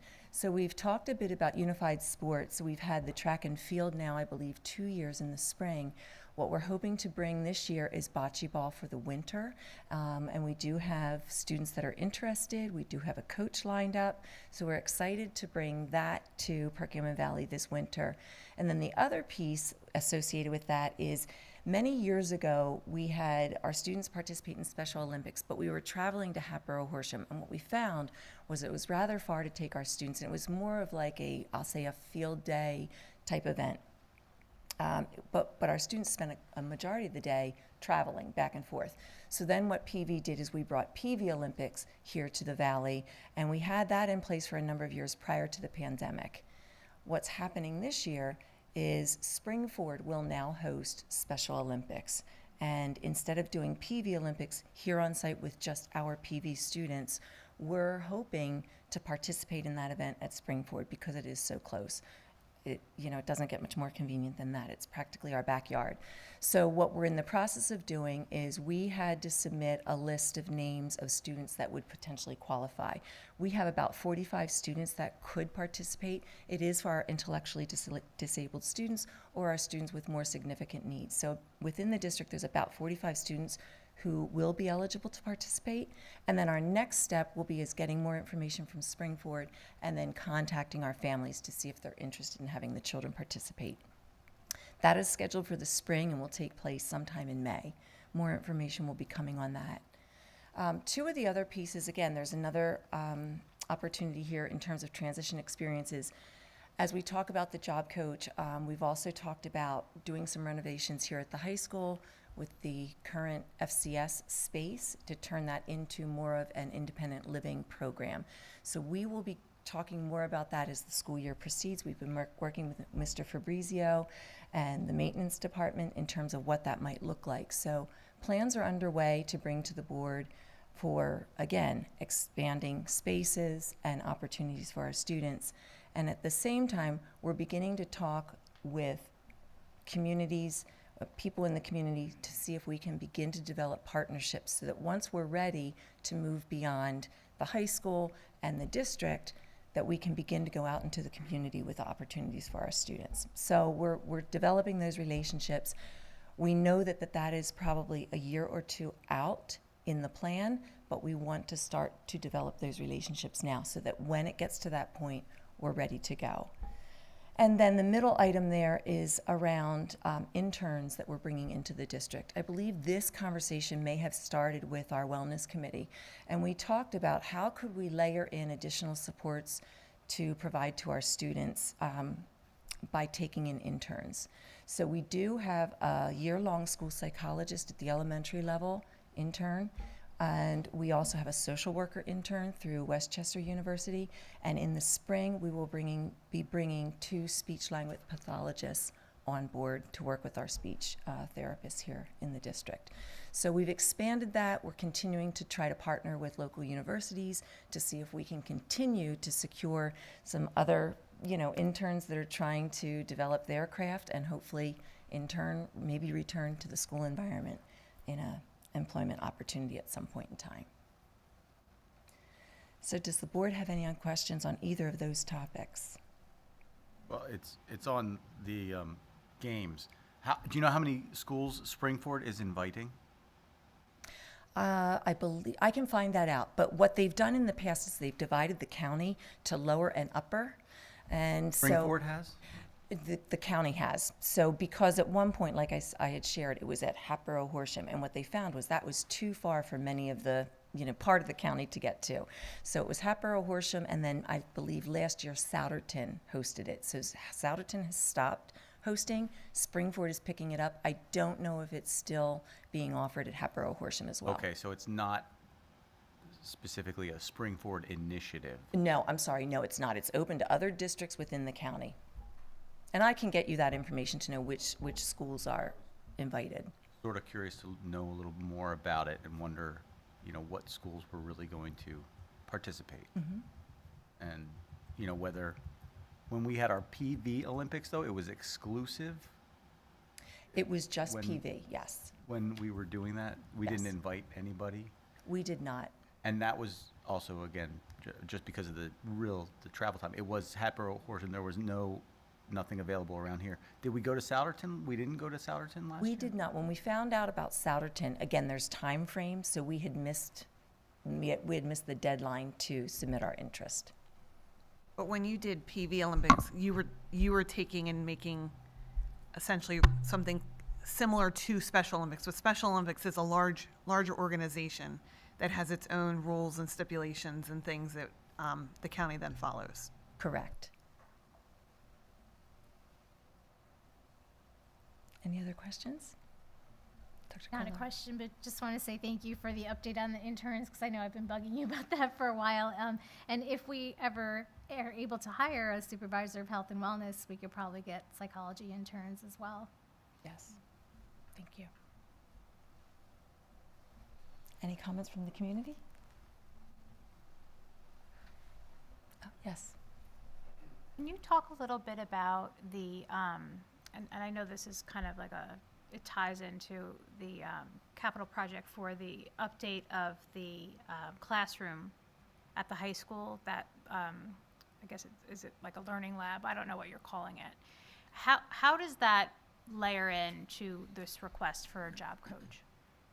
What it would do is, right now, for our independent living program, we send students to the intermediate unit. So that's where it's housed. So we have to transport our students. We typically send paraprofessionals with them if they require that. It's the travel time, and then they're spending time back there and then coming back. If we are able to create our own independent living program here within the high school, we can service more students. We save costs on transportation. We can do it in-house, and our job coach can also use that space to work on those functional and vocational skills. So if the job coach doesn't exist, what happens with that space? Right now, the space would need to be renovated, so it's our old FCS, so we know that that would need to be renovated. We're using it right now. I would say like our occupational therapists potentially use that space to do some work with students, or our more intensive special education teachers will take students there. So right now, a lot of that, I'll say, education or developing of those functional and vocational skills resides on the part of our special education teachers. So their schedule, because of all that they're instructing through the day, is limited. So they're putting it in when they can. If we have a job coach, it allows us to more fully develop a program and support the students with more instruction. So would the job coach then be assigned as the teacher to that room? Well, they wouldn't be a teacher, so I believe it's the at-will group, so it would be a little bit different from a paraprofessional. So a job coach is not an actual teacher, but they can deliver instruction in terms of vocational skills. So working with students to develop skill sets. So I wonder if I could just offer to Ms. White's questions. There are two overarching responsibilities on the part of school districts as they prepare special education students for the world. One is independent living, and two is work. So the job coach is going to focus on that work side of responsibilities. It's our hope that if we convert the FCS space to an apartment of sorts, we can focus in-house on that independent living. Those are two responsibilities that we're trying to actually get better at providing to our kids. So there's no overlap between the two? There's probably some connections that are naturally made, but they are two sets of goals, really, that we are obligated to support our students meeting before they graduate. So do they come out of the same, I guess, for lack of a better term, budget? Or are these two separate initiatives and two separate goals? So it's actually two branches of some of the work that we're trying to do in the area of special education to provide stronger transition services to our students. I mean, we do things in the area of transition services to support our students as they prepare to transition from high school to the world. This is an effort really to focus a little bit more intently in those two overarching areas. So there's naturally some connections that we make, but there's also clear delineation between how do we prepare kids to live independently versus how do we prepare them, how do we focus in on the skills that they have, the things that they can do, to quote Bev, and set them up, you know, for potentially sustainable employment. That's the goal. So is it unfair to like prioritize them, or? Interesting question.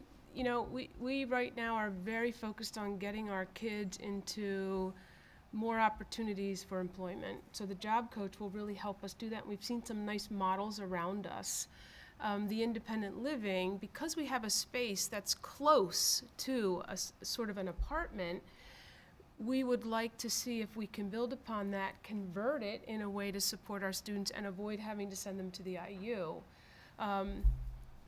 There are really some nice opportunities and connections that Dr. Boyd is making with some outside agencies. I would like to push on the PV Chamber to see what businesses in our areas might be interested in hosting some of our students who are preparing for the workforce upon graduation. So it's really sort of two different paths we're taking to support transition services overall. No, I appreciate that, that explanation. I guess the portion of what you said about leaning on our resources, I'm just curious as to why that is not an acceptable avenue and why we're looking to actually create a position with a salary and benefits, et cetera. In other words, if we have dialogue and partnerships already established and that they're, you know, growing and continuing to develop, why are we looking to put, another layer in place when there's already dialogue happening? So we're having dialogue to create, I would say, the opportunities for our students to go out into experiences. But in order to do that, these students will need additional support and guidance in the actual workplace. So that's the role of the job coach. The job coach will go out with these students. Ultimately, we would like these students to be going out into the community, not just here within the district. But to do that, we need someone that can go with them to do that gradual release of responsibility. They might need to be right next to them and giving them that verbal prompt and maybe even that hand over hand initially, but then they start to fade that back so that we begin to develop those students and their skill set so they can be employable and they can work independently with less coaching. But that coach needs to be there to guide that experience. That would be, we will be working to develop the partnerships and then getting businesses to see if they're willing to take on our students. In most cases, we will need the job coach with them to allow for that to happen, if that makes sense. I think it's just a concept I'm just trying to really understand. So is that something that happens then not during school hours, that is individual for the student that's, utilizing that service, like as a part-time job, or does that happen during the school day? And then if it's only one person, then how do multiple kids interact? It would be during the school day, so we would create the partnerships. Now, for what we're thinking of starting with, and again, when we talked with neighboring districts, many of them started first within the district. So they did something across their school district. Right now, we're here at the high school, so we want to move into having our students even go into the cafeteria and do some work.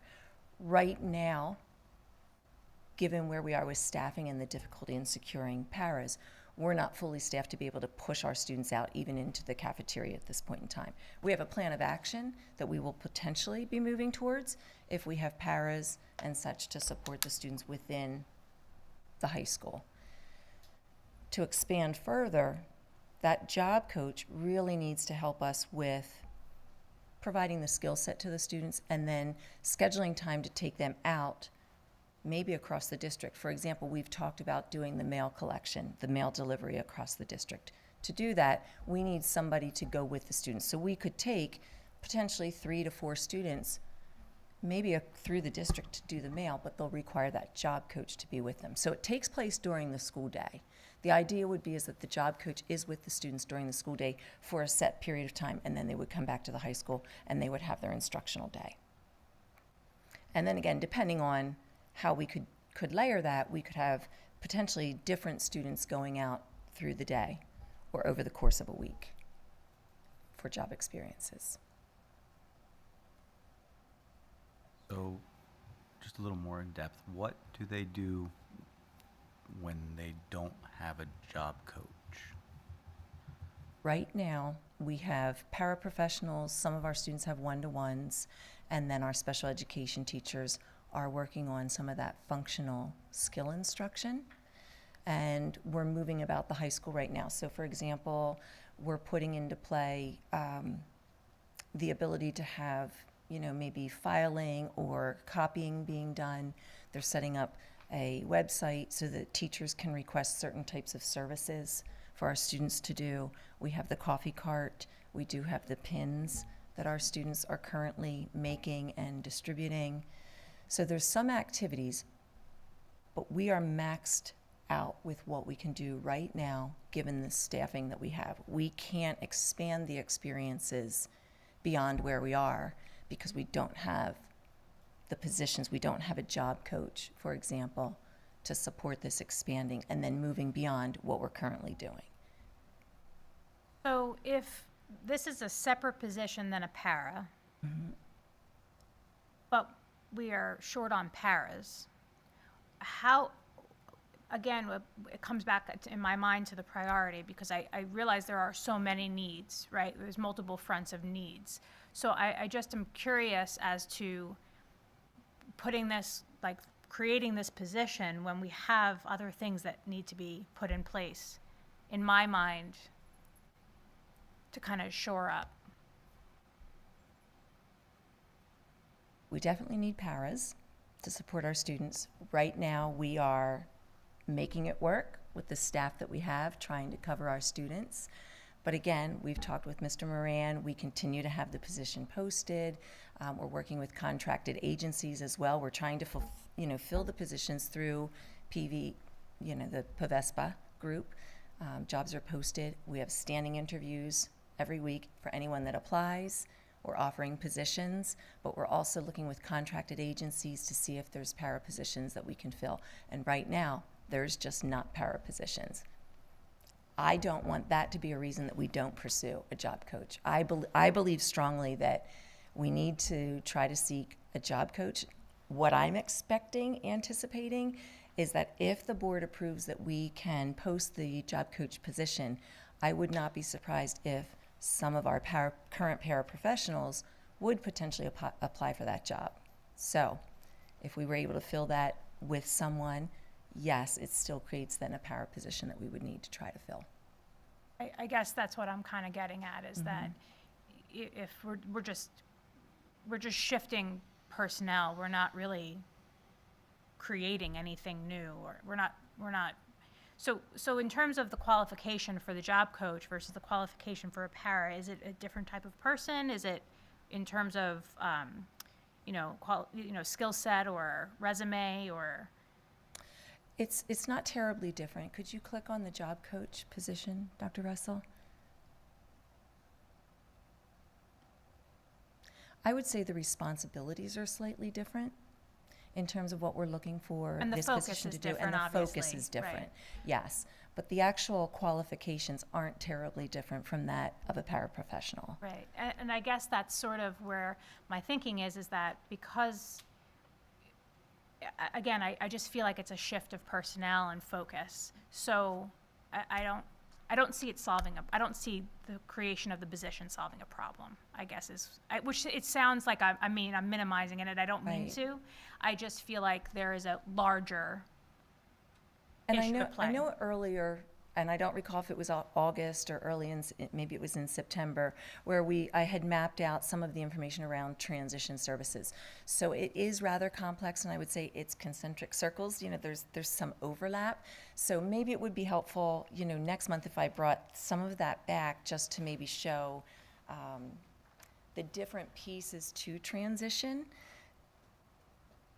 because they overlap, but there's several different areas that we need to work on that are all part of transition services. So we're trying to address all of them, really, to move it forward. So you're right. I believe strongly that the job coach is what we need to move experiences forward and to begin to grow what we're able to offer our students. However, we're still challenged with not being fully staffed. And we're putting a lot of layers into place to try to resolve that as well. But it hasn't worked yet. No, and I appreciate that, and thank you that's a very honest answer. To me, the creation of a position is a way to alleviate a problem or take burden off, and I don't see that this is doing that. And so that's why I say about priority, I would love to see that FCS room up and running. I would rather, to me, that's a priority. I think that if that's in place and the staff that we have right now with the kids that we have that could utilize that space, could get up and running and going with it, that would, to me, be a huge step in the right direction in terms of a priority. But a shifting personnel, I don't see it solving a problem. Not that it's not a problem, just that there are other things, I think, ahead of it. It's my opinion. Well, and just a little bit, I think we talked about this again earlier in the year with regard to the idea around the FCS space. We do know that would be, I believe, a capital project, and it would most likely have to go out to bid. I'm looking to my financial folks over here. And we know that it would also need to be done when we do not have students in the building. So we're probably at least a year out with the potential of being able to do anything with that space to make it usable to bring forward an independent living type of program. Whereas the job coach, if we were able to move forward with that, we're talking about having something in place for the second half of the year and hopefully being able to begin to move experiences forward for our students this school year. If you can fill the position. Yes. Dr. Boyd, are students in District 1, 2, and 3 better served because their school districts have a job coach, a singular job coach? Yes. And are our students disserviced because we lack having a job coach? Yes.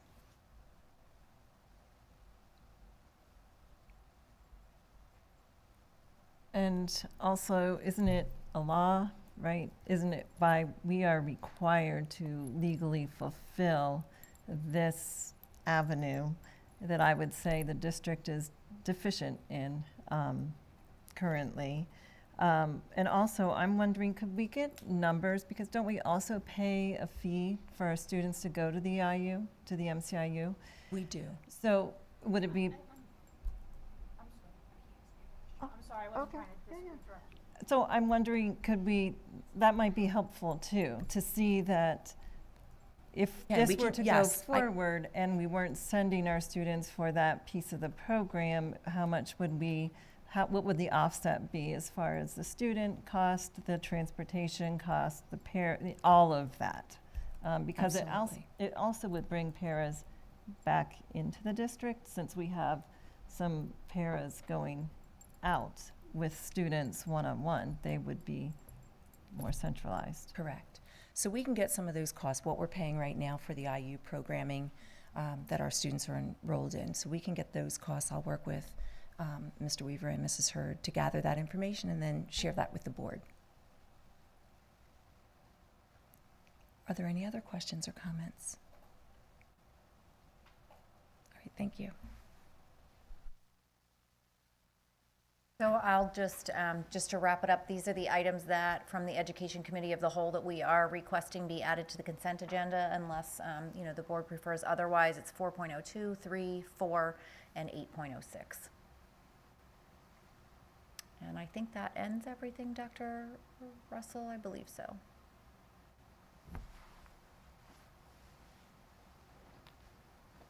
Thank you. Thank you very much, ladies. Section 4.02, 3, 4, 5, and 6. If there's no objection, I'd like to add those to consent. Okay, seeing none, please add those to consent. 4.07, actions required this evening. A motion to approve student expulsion resolution, and I so move. Is there a second? Second. There's a second. Any discussion? Seeing none, all in favor signify by saying yes. Aye. All opposed, no. Sorry. Motion has it. I'd also like to move 4.08 to consent if there's no objections. I have a question. How will, before the school year starts, parents sign a document or an online check mark or something that states that they've reviewed and signed the yearbook, the high school student handbook? How are we doing that again, or are we just making the change to the handbook?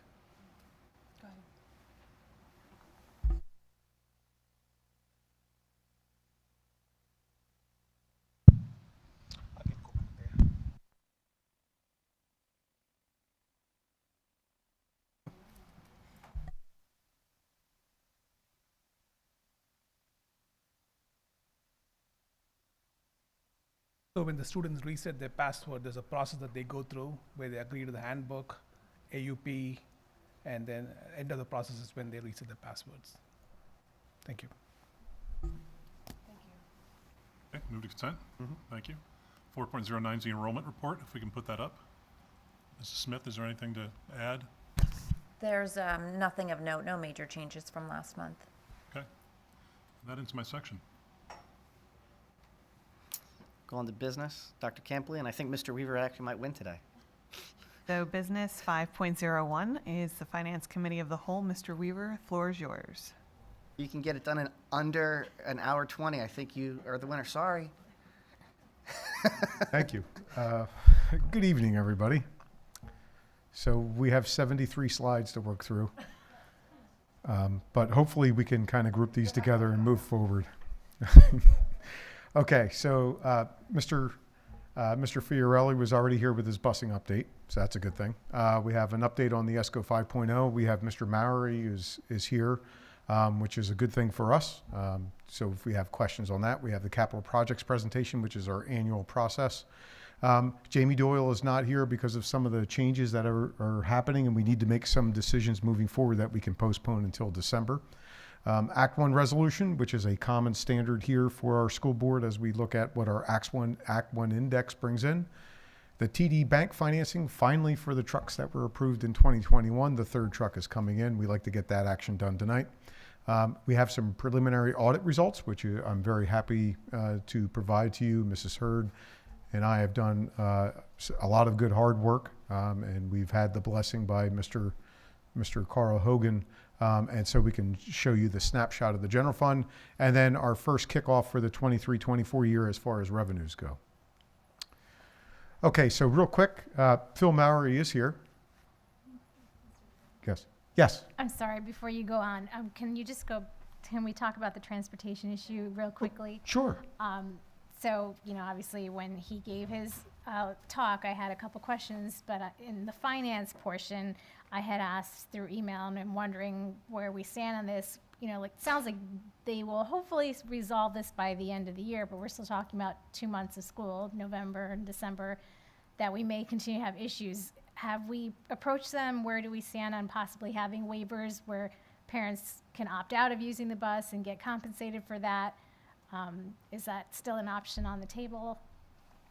It is a discussion point. We've been working with Mr. Subers, and Dr. Russell and I have been working with Mr. Subers about all different kinds of options that are out on the table. That is one of them that we continue to look at, waivers.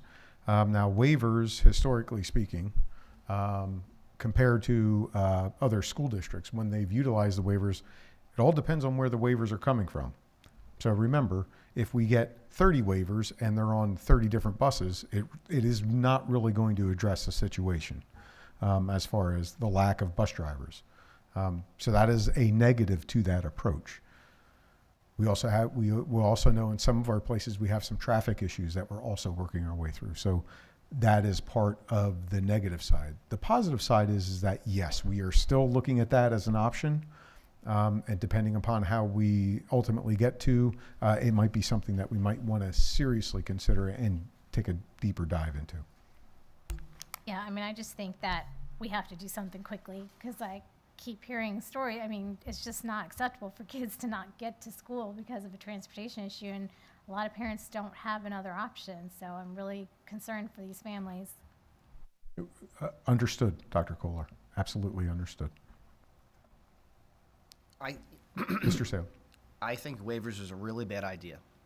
I think of the Lower Frederick couple that I met that has 10 acres of land, that have never had a child in this school district, that have been in the area for 30 years and pay school taxes.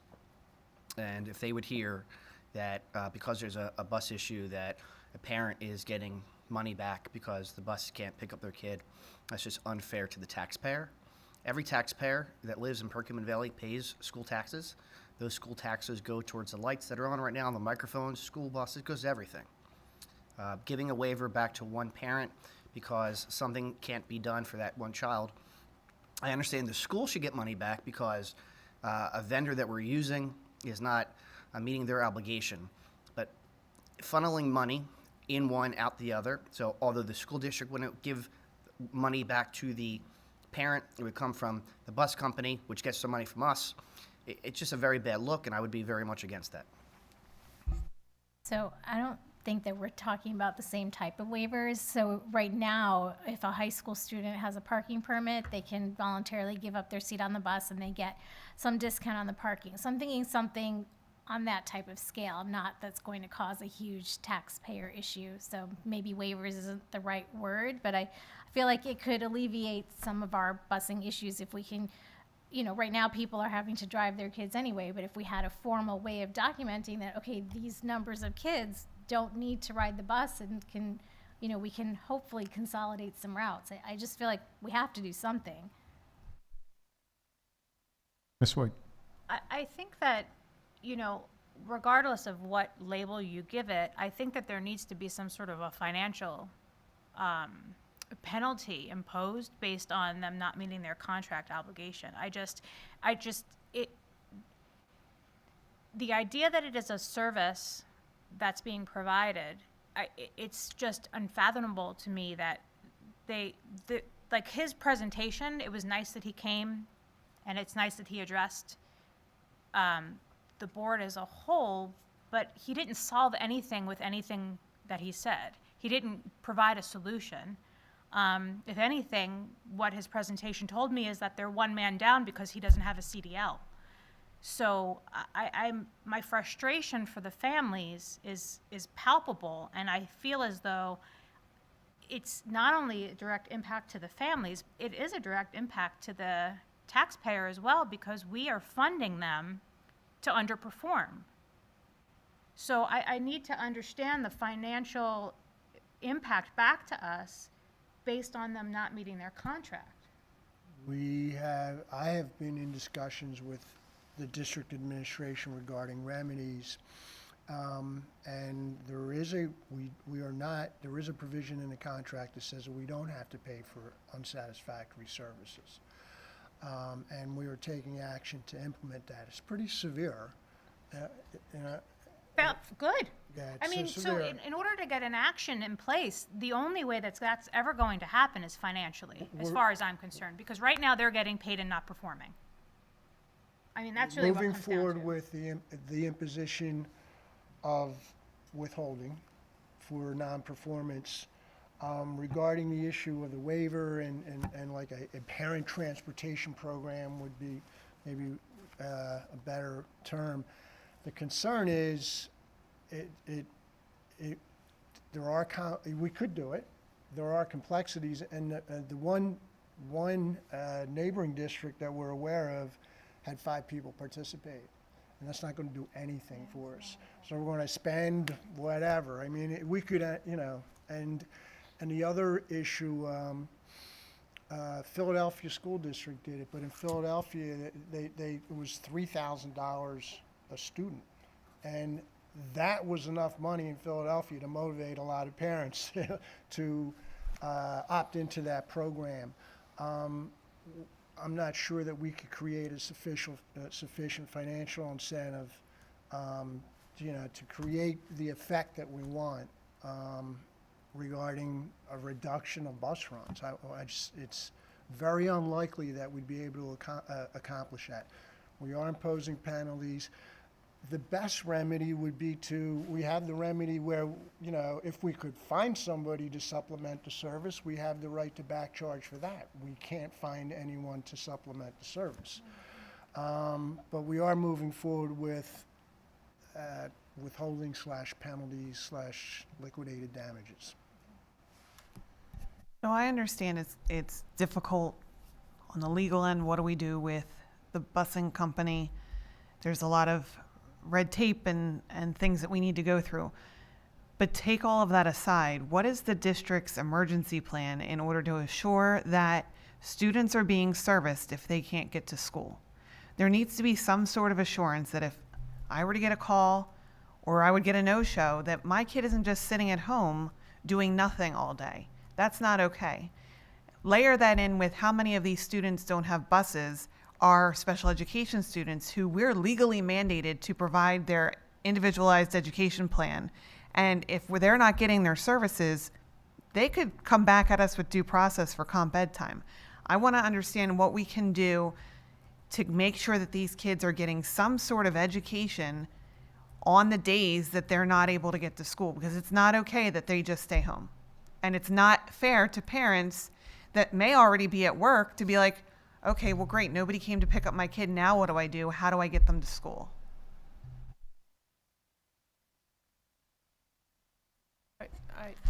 I think, Ms. White, you were going to speak to the number of times a bus has not showed up. I think that's 3 times. So for the most part, what's happening is that buses are running late when there's an issue. And we might get 3 texts in the morning on a busy day. Today, maybe we got 1. But it's typically because they're running late. Now, just to sort of add on to some of our trying to think outside the box, winter sports teams, in the case of basketball anyway, are smaller. We're wondering, can we have vans transport these students? Do we consider an opt-out program for athletics? And ask parents who often go to their children's events or activities to take their children and bring them home and then avoid the need for a bus. During winter sports, though, a lot of events are held at night. So we're not sure we would get the same return on that investment, if you will. But we are thinking about how do we mobilize vans and use them more and capitalize on those when we can to get kids to school. Because Mr. Weaver and Mr. Fabrizio can drive those. Coaches can drive those. Individuals without those CDLs can drive those, and that's what's happening. In a few cases, we're trying to build upon that. Yeah. We do.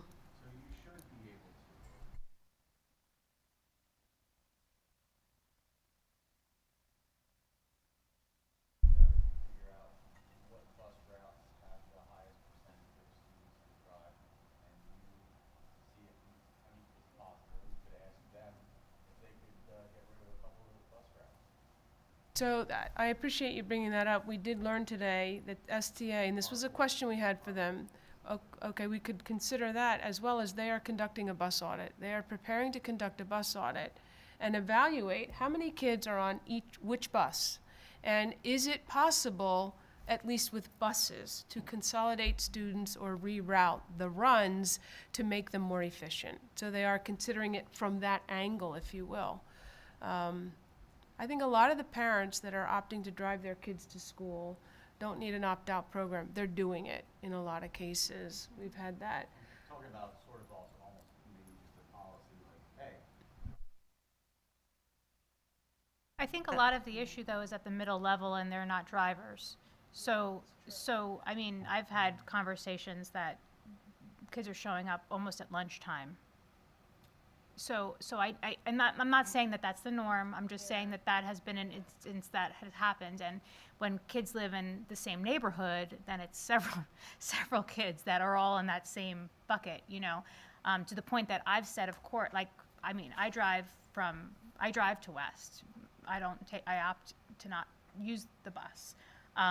So anyone along my route, I can certainly take, but I think that there's also a liability issue associated with some of that. You know, carpooling is fantastic, but that's not the solution for a service that should be being provided to the school district by a company that we've contracted with.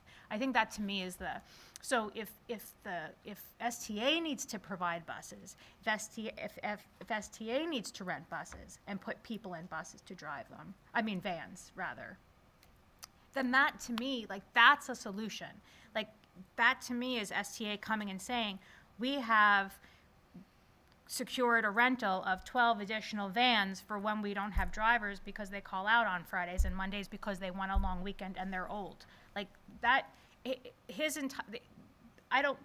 excuses are not an option when there's a lack of service. I think that's my point. So there was no resolution and no solution put in place. So while we need to come up with an emergency solution to solve their problem that they've created for us, they didn't come to the table with a solution. And I think that's where my frustration is. I'm not condoning STA because, you know, that's our vendor that we use, but we're talking about needing to eliminate 150 students because they're at 98%, they need to get to 100%. So that's not like 20 students. You're looking at about 150 students or 12 vans. And if you have 12 vans, you need 13. Well, if you have 12 vans, they want to have 14 drivers just in case somebody calls out. They don't have 14 additional heads to drive vans. That's the biggest problem. They have to be able to not alert someone at 5 o'clock in the morning, right? The community needs to understand that we're looking at November and December still having this issue, but they should only be getting paid for what they deliver. That's obvious. But unfortunately, we're talking about an elimination of literally 150 students riding a bus, and it has to be a bus that's coherent to a route. If 8 kids on one bus and 7 kids on another bus in another school, that doesn't necessarily help unless they start to revamp all their runs. And some of their runs are egregious to begin with because how long it takes my son to get to school compared to a kid that's literally 2 blocks away. He'll get to school in 20 minutes. They'll get to school in 45 minutes. Mm-hmm. But that's on them. That's their algorithm that they have.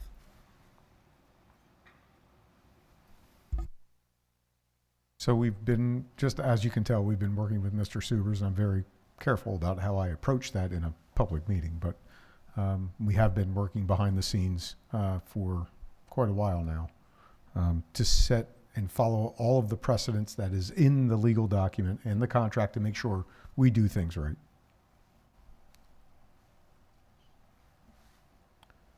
Okay, any other questions about that?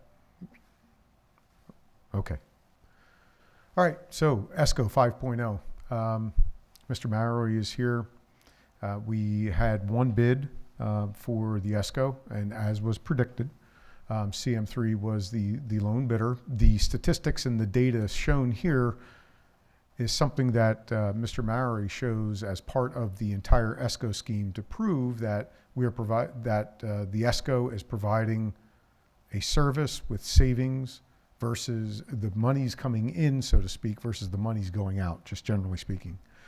as far as what are the savings, how are they calculated, what goes into that, what's the outgoing cost, and then he spreads it out over 20 years because it's part of the Esco program. So I'm showing you, this is exactly what comes from Phil to prove to anybody specific to the contract and to the program, the Esco program, that you have to show savings over 20 years. The box we added, because remember, we haven't gone out for the bond yet. So when we go out for that bond associated with that $5.6 million borrowing specific to the Esco 5.0, that will be spread out over 13 years because we internally have a tight wrap. We do 13-year debt. That's how that works. The Esco program mandates you have to spread it out over 20 years at an assumed interest rate of 3%. We won't know that interest rate until we actually issue the bonds, okay? So this is just part of the process that shows that we do have net cash flow and that at the end of the day, when we do measurement and verification, after everything is in, that it verifies that the Esco program is worth it, so to speak, going into it. Mr. Mowry, anything to add to that? You got it. Okay, any questions while Phil is here on that particular portion? We will break down on the next slide what it is, once again, that we're going into the Esco program. Quick timeline associated with where we're at with if this bid is accepted and we move forward with it.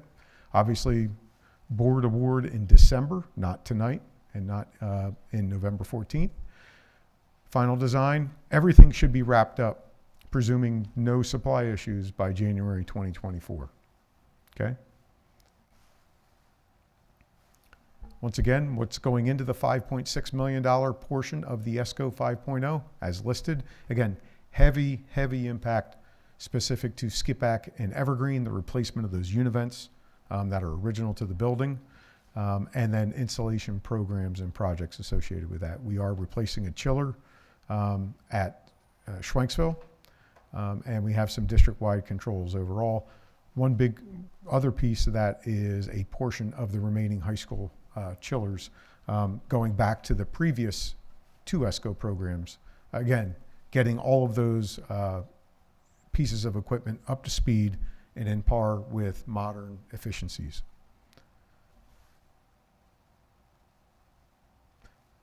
Any questions on the $5.6 million portion of the Esco 5.0? Mr. Doerr. Jim, refresh my memory from the last Esco. Under contingencies, did we use up all the contingency funds for the previous? Is there a model where you put in, I mean, it's $1 million, where you put 30% extra in there? I think in the past, you typically start out with 20% contingency as a general rule. And then when we get closer. Yep. Yeah, we will pick a number based upon, you know, how we look at the items that are in there, you know, how likely the prices can change, supply chain issues, which has become a real crap shot in the last couple of years. But yes, we do set it early on. We'll set 15, sometimes 20 for an item, but we'll back it down to 10% as soon as we know where we are, and we track that number through. Okay, CM3 shows me the numbers, and we track it, and there still is contingency left in Giza 4. So. And a major part of that is because we're still working on the natural gas pipeline up at West, so we need to have contingencies. That's why it's very important. In the past, I do know that we had flexibility with contingencies. If something else came up somewhere along the way, like grease traps over at South, for instance, there was a funny design there from 1957, and Mr. Clemmer kind of figured out that we needed to do something, but we dug into the contingencies that were there in agreement with CM3 that we were so far along in the project that we can go back and actually utilize those contingencies to address an unknown issue. Just to clarify that, a Giza project will not have, the Giza projects I run that you have in this district will not have a change order initiated by a contractor. They will be initiated by the district, similar, you know, the grease trap. We think we have a problem here, let's dig it up and look at it, so we add it. But you don't add a dollar to the contract because the contractor missed something going in.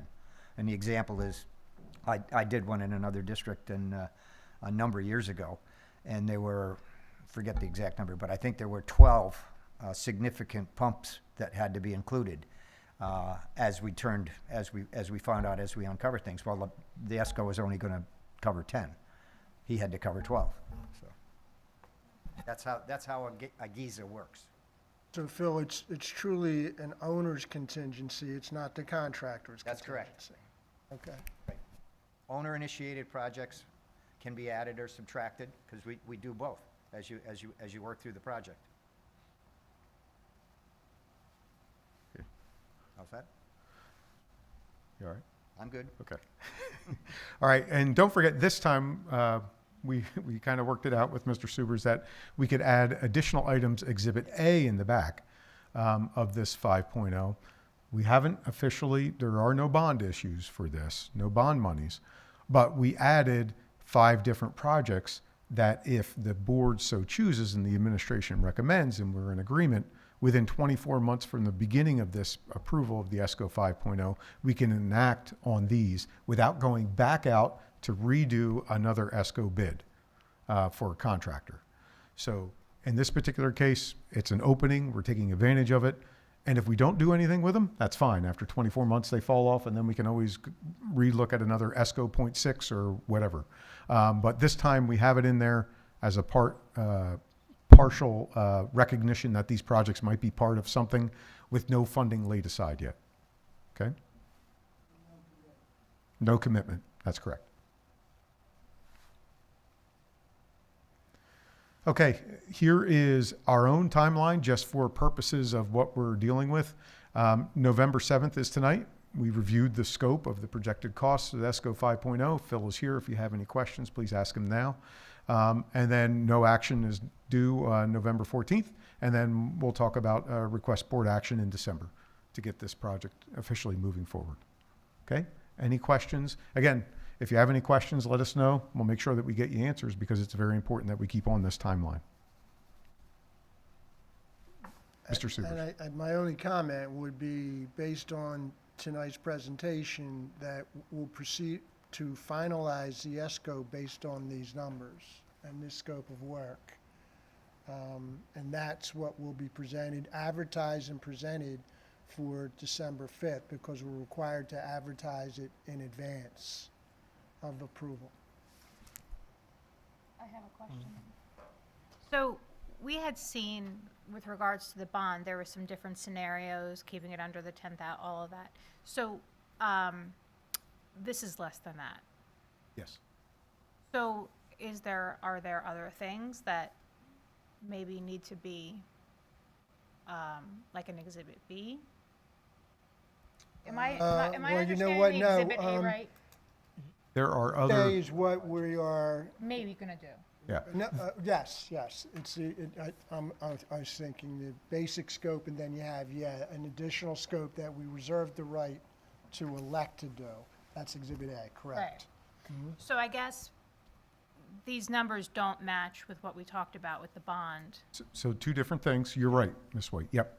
We do have a slide in here that brings into the bond picture other non-ESCO projects Oh, that would to be group rolled them into together. the. Yes. Okay, For one bond issue, ESCO 5.0 and plus some other bond, okay. other projects. Sorry. The additional scope would not be funded by this bond issue. We'd be looking at some alternative financing for that, I assume. Correct? The Exhibit A, yes. Yeah. Oh, the Exhibit A, absolutely. I mean, there are $7 million worth of Exhibit A stuff. So I guess, I don't know if this is an appropriate time to ask this, but this is part of the reason, this kind of clarification that I'm looking for is part of the reason that I've asked if it's maybe helpful to have operations and facilities broken out separate from money. And I don't know how everybody else feels about that, but to me, when we're talking about project scopes and construction cost and things like that as it pertains to, the ESCO, for example, that's sort of its one thing. And then, finance is then, let's approve how to pay for it after the fact. So it kind of, like the operations and the facilities, in my experience in life and world, always just rolls up to finance.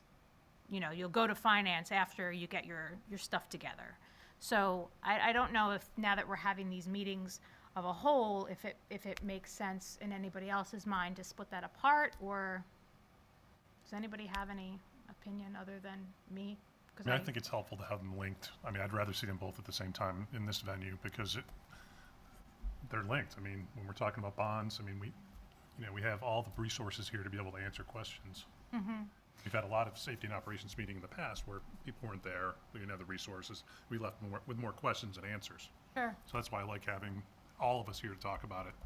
All at Just my once. opinion, Yeah, and I guess, some of it, I just, and it fluctuates, right? Because it's not always about money. Sometimes it's super project heavy, right? It's hard to sit in a project meeting and talk about the ins and outs of a project when you're presenting about the finances of it. Like at a certain point, the finances become irrelevant to a project. In the day-to-day, I know you're laughing, Phil, but you're trying to get it done, right? With your schedule and your scope. Not that you're not always worried about your budget, but that's not the primary focus of your conversation when you're in the midst of the project. When you're in the midst of the project, you're really in the midst of the project. I agree, but I could, just as a change in perspective, I've got another project in another district elsewhere. And it took me 2 to 3 months working with the business manager and some other people in the district to find out how much money they could afford in a Giza project, because their needs are like this and their finances are like this. I said, so we can prioritize your projects, but if you can't come up with a minimum of X amount of funding, we're not going to make enough of a dent in your needs. And I can't waste the time and effort of 1, 2, 3, 4 Escos. It's an expensive process for the Escos to provide bids. I So respect that we answer. lock that in, then we can move forward with the project work. In the instance of the school district, I respect that answer. Yep. Okay, any other questions? Okay, if not, we'll continue to move forward with the scope. Okay, thank you. Thanks, Phil. Thank you. All right, any questions from the community? Okay, thank you.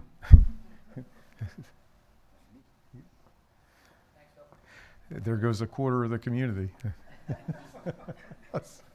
Thanks, Phil.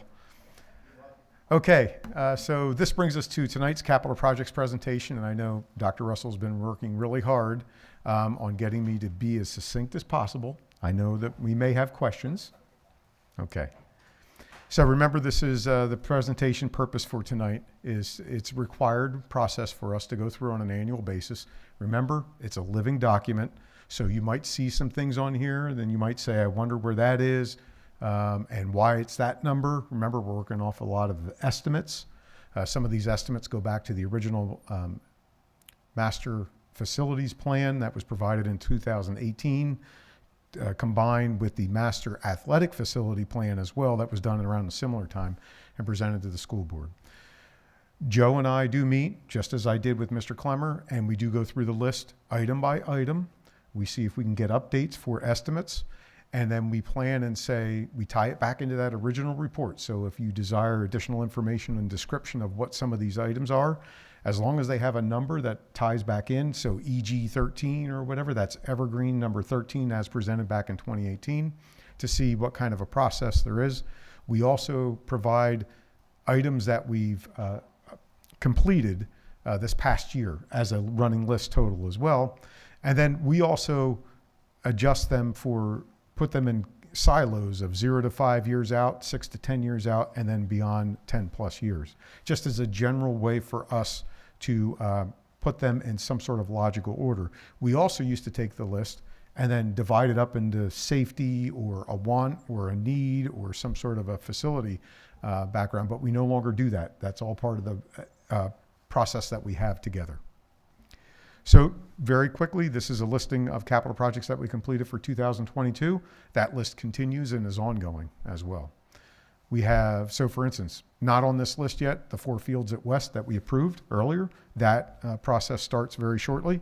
for those 4 fields up there. The natural gas pipeline installation at West, which is part of Esco 4.0, which we just talked about, and the accompanying new boiler going from oil to natural gas, and then working on the high school auditorium project that we've talked about in the past as well. All of those items are listed in some way, shape, or form in the master facility plan that we've now taken and worked through 4 fiscal years on.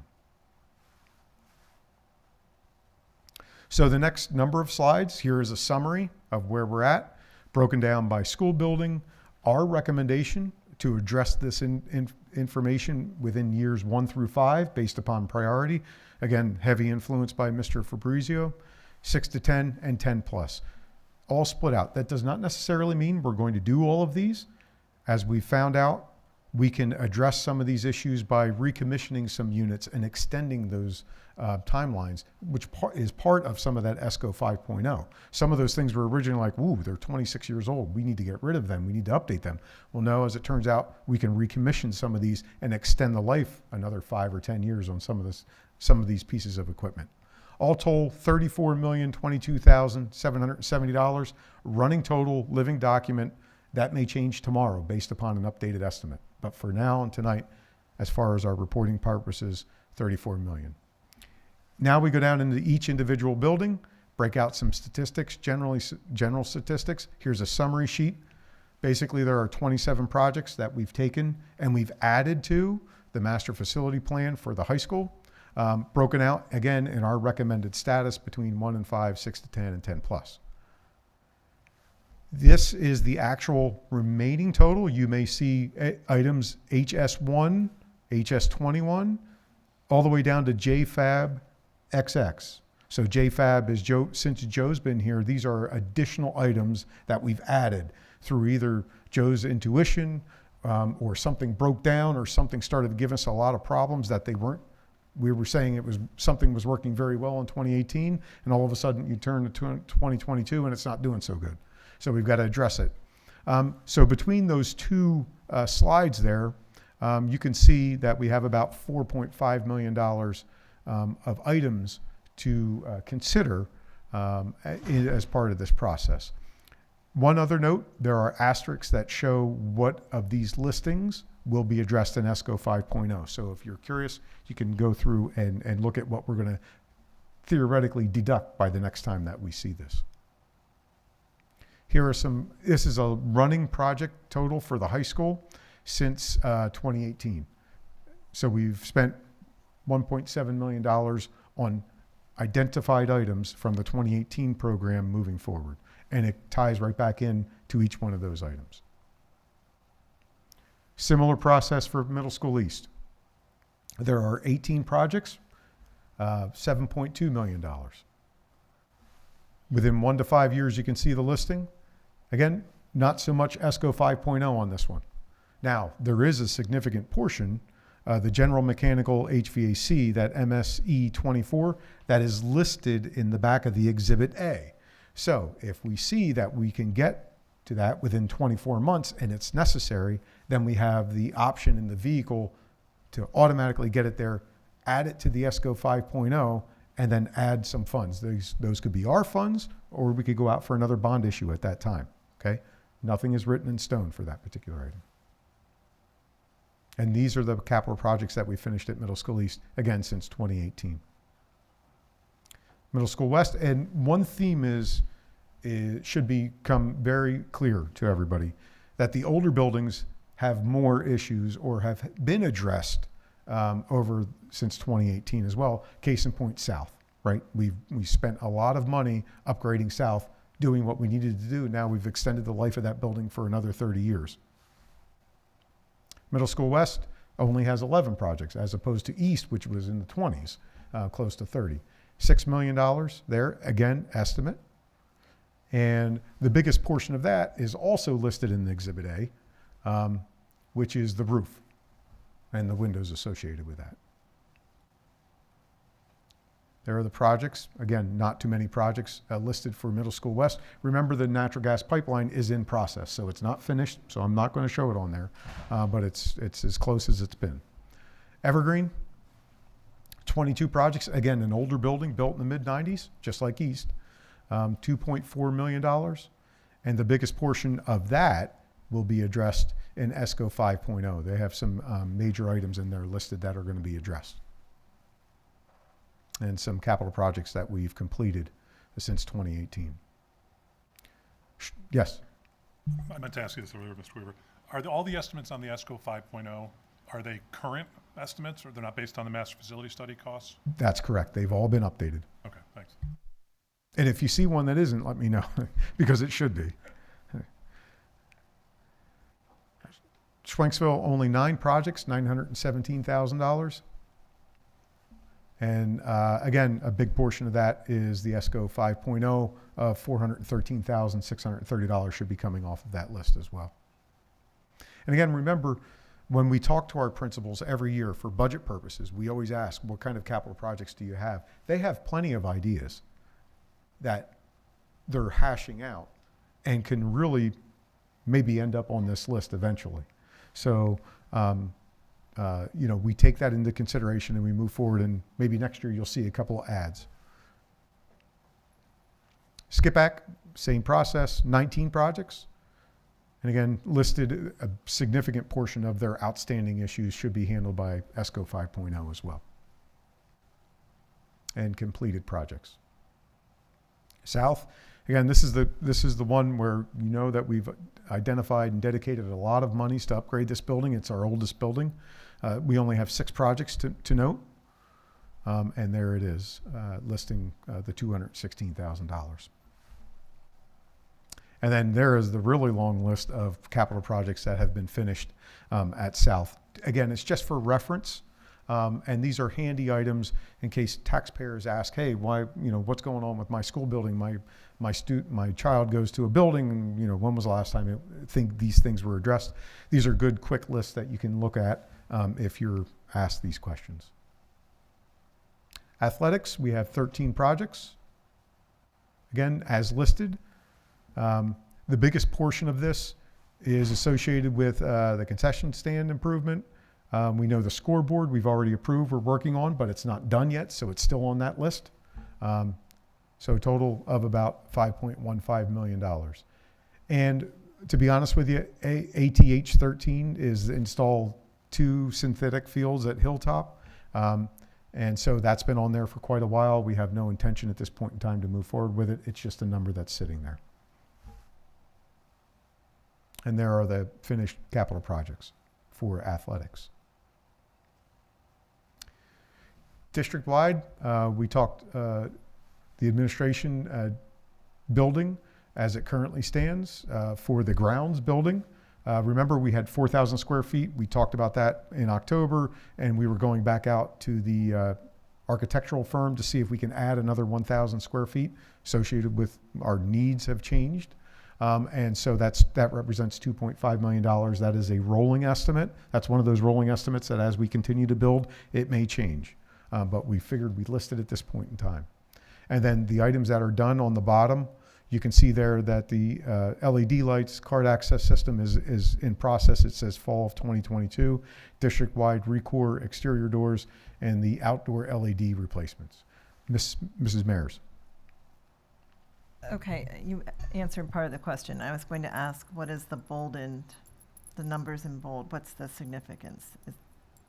It's those are just years 6 through 10. Am I reading that incorrectly? So You're talking about the done section? Yes, so that's done. So Yes. it's just, why are the numbers bolded? they are just bolded because that's just part of what was on the nope. Just on the spreadsheet that way.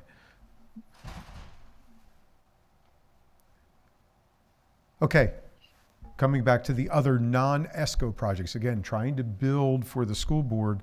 When we look at that bond issue that's set aside for $5.6 million for ESCO 5.0, what is it that we want to consider to add to that bond issue at this time?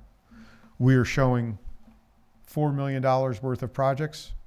Mr. Fabrizio, if you'd like to come up and talk a little bit about some of these other non-ESCO projects to help the board to understand where we're at with some of these items.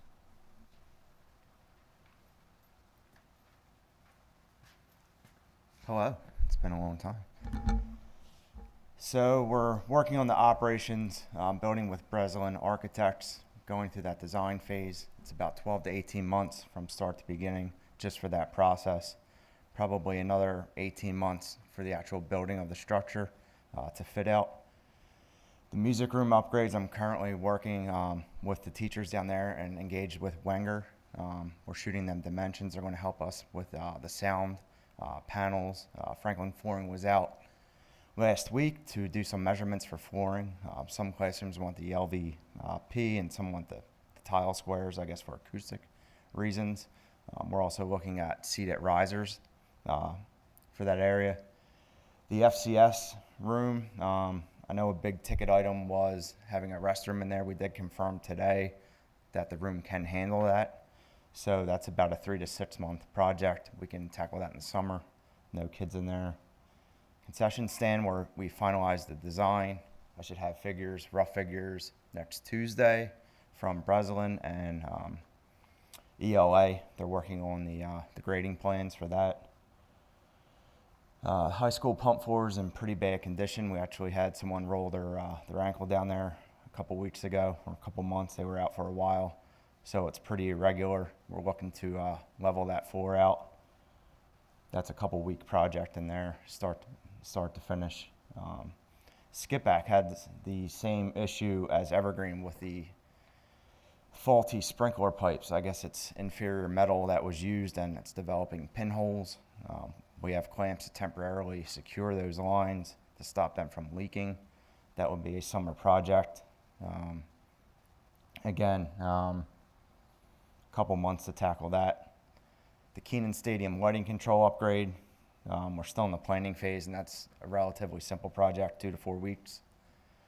And then the middle school west track upgrade, we're running that through KPN. We're getting pricing on that. That's about a 3 to 6 month project.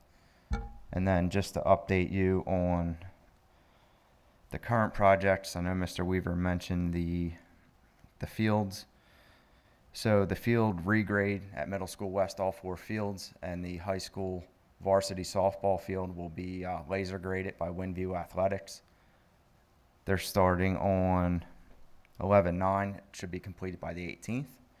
The dust collection system replacement at West is starting 11/14. Should be completed by the 18th.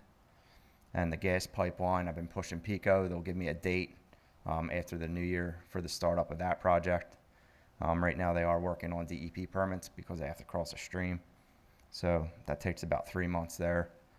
And the south generator has finally arrived after a year and a half. They're dropping that off on Wednesday, and then I'm going to get an updated timeline for cutover. So, and then there's about 40 other projects. So we're staying busy. Don't go anywhere, Joe.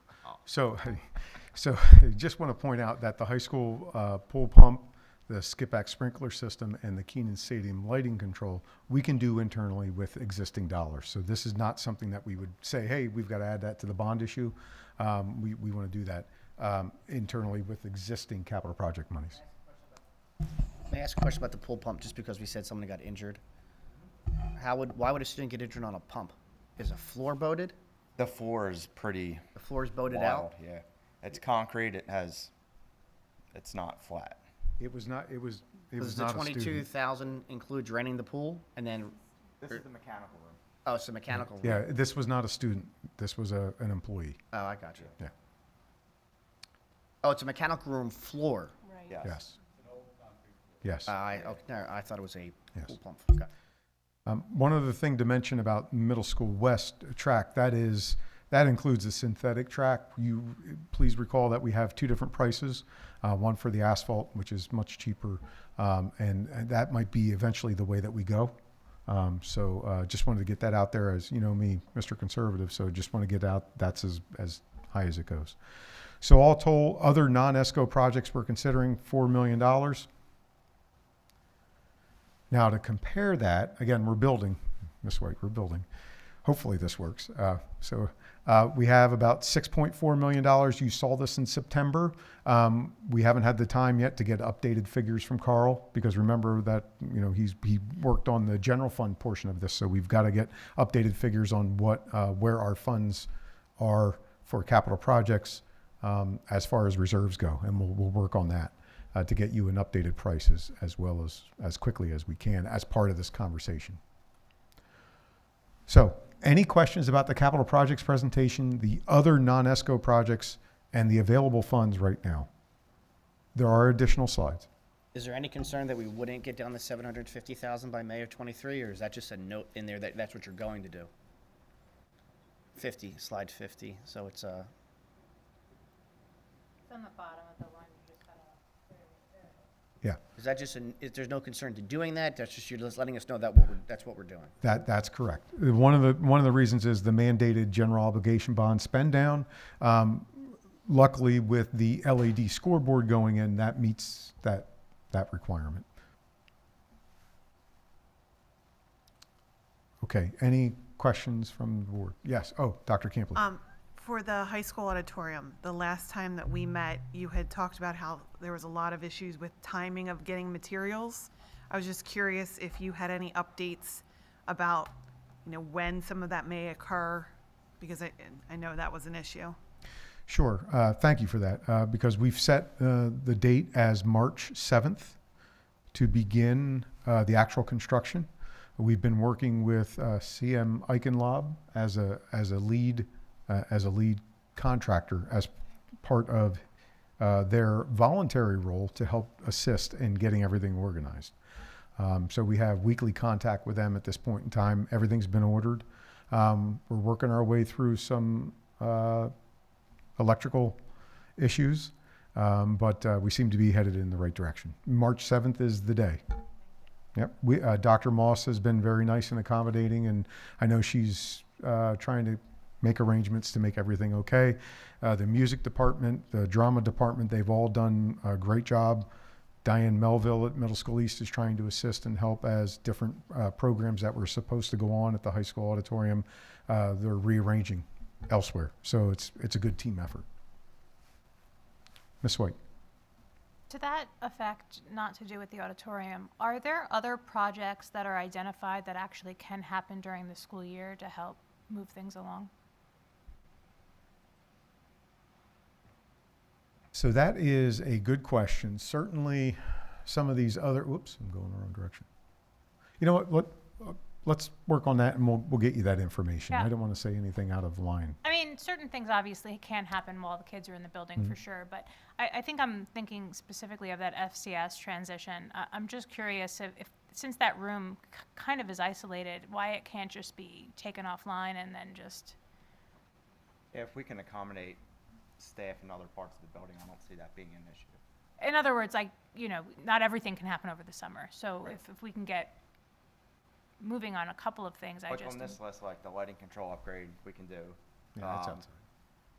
The track upgrade would have to be. Some of them are completely independent, of the school day. I'm wondering in terms of some of these interior updates, even some of the music room upgrades, I think are probably non-invasive, especially if it's hanging, sound panels from the ceiling, that type of thing. Yeah, I think the most invasive part there would be the floor. Yeah, I agree with that, right. They might be able to knock that out over a break or something. Yeah, right. So. Right. So funny story about, I know, I'm running up against the time. Funny story about the FCS room. So Joe comes and he brings a design to me and he says, okay, now we have to find a bathroom. I have to find a place to put a bathroom. So he said, oh, I got it. Half the day goes by and he comes back in and he goes, okay, I got an answer for you. He said, we have a little tunnel under there. I'm looking at him and I go, you didn't fit in that little tunnel, did you? So he sent somebody under the tunnel to see where the pipes go. That's the kind of stuff that you have to do to find out if you can hook up a bathroom and where it has to go. We found it. So that's a good thing. Funny story, sorry. Joe doesn't go into tunnels, in case you don't know. Okay, any other questions? Mrs. Mears. Can you go back, let's see, to slide 18, I believe. I was wondering if you could explain the gym and cafe ceilings being sandblasted, like is that a necessity and It's PV high school detailed information.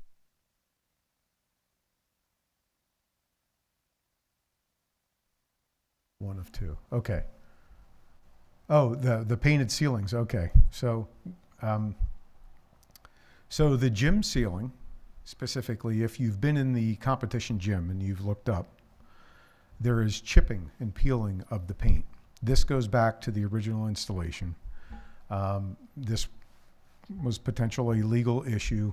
Unfortunately, it was out of warranty, and we had to deal with that. It is the same coating in our cafeteria as well, with the metal roof underneath. The metal roof has insulation in the cafeteria, so it stuck better. There was a lack of insulation on the competition gym roof, so with the interaction of the outside, the cold and the hot, the paint kind of peeled off and did not do what it needed to do. So that is a project that we need to eventually address. It is not a need. It does not impact anything to do with the roof. It protects us. It keeps everything in. It's just, it does not look good. And occasionally those pieces of paint fall down onto the competition floor. Okay. Any other questions? All right. So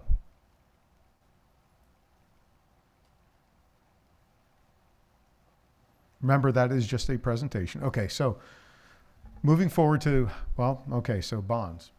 So Ms. Doyle updated us as far as what it would look like if it was a $9.14 million bond issue based upon, hey, $3.5 million of other non-ESCO projects. Again, an idea to get it out so we could talk about this, coupled with the $5.6 million Esco 5.0.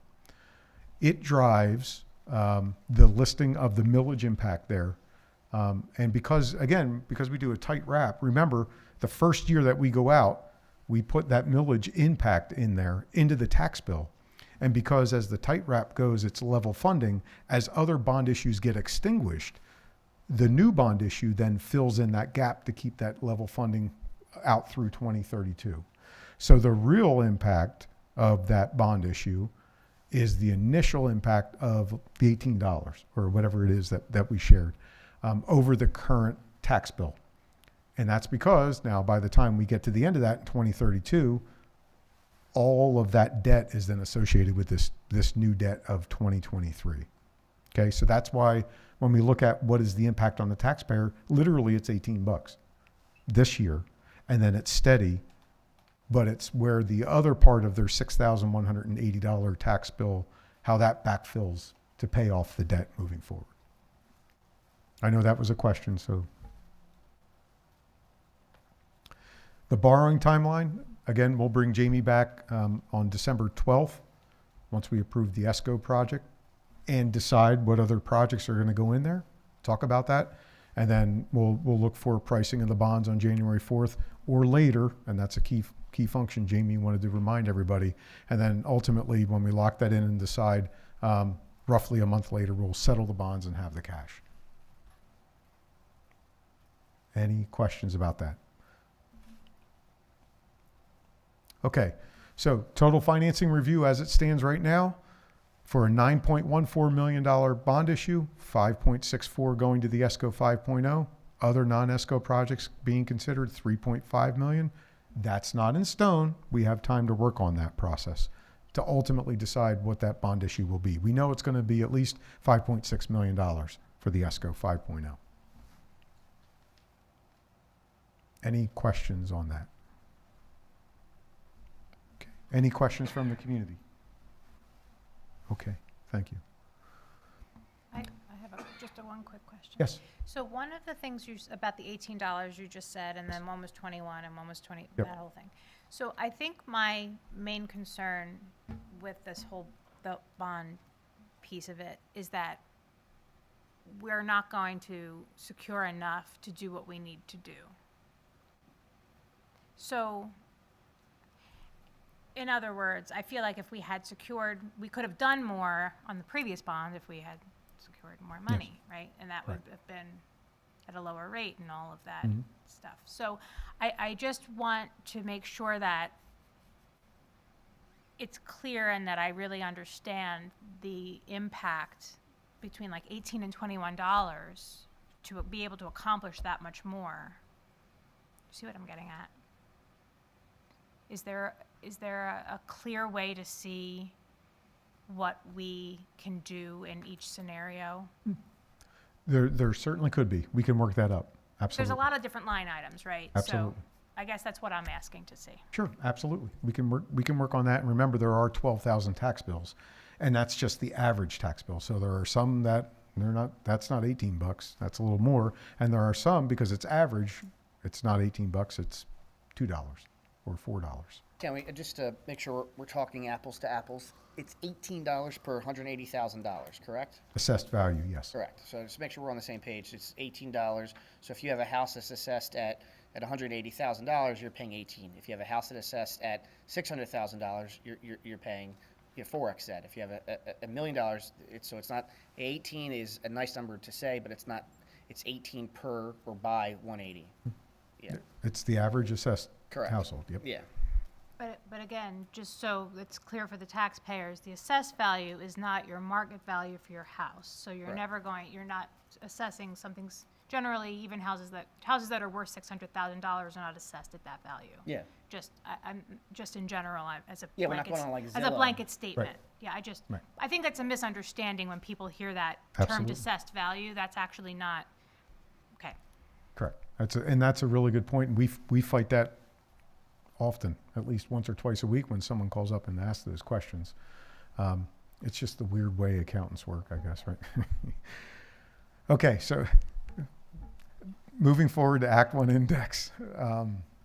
It's been confirmed for 23-24 that the Act 1 index is a 4.1%. Remember, that drives and locks us in for our real estate tax increase. And the reason that this is up here is that it shows you that a 4.1% tax increase locked in by Act 1 index will generate $3.137 million in additional revenues through income taxes, okay? Why that's important is that we are recommending that we move forward with solidifying the Act 1 resolution from a board perspective, which we've done for several years at this point in time, which locks us in. So we will be at 4.1 or lower for our real estate tax increase for 23-24.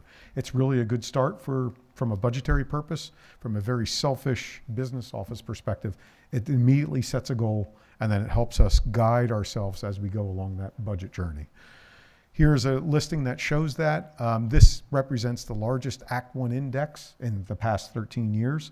There is a forecast that next year's Act 1 index, which will get certified a little bit later on, will be at 4.4% and maintain at over 4 for the next several years. Now, those are estimates, forecasted. So from a budgetary perspective, it's looking good from an Act 1 index perspective to be locked in there for the next several years. There is a listing, a historical listing of where we're at, what we've done. And again, it's a really good quick spreadsheet if you're looking at that, that can show you what our taxes have been, the value of a mill, what the actual Act 1 index is. Remember, we used to have an aid ratio that was above a 0.4, which meant that we got an extra bump. So there was the base Act 1 index and then an extra bump for all school districts over a 0.4.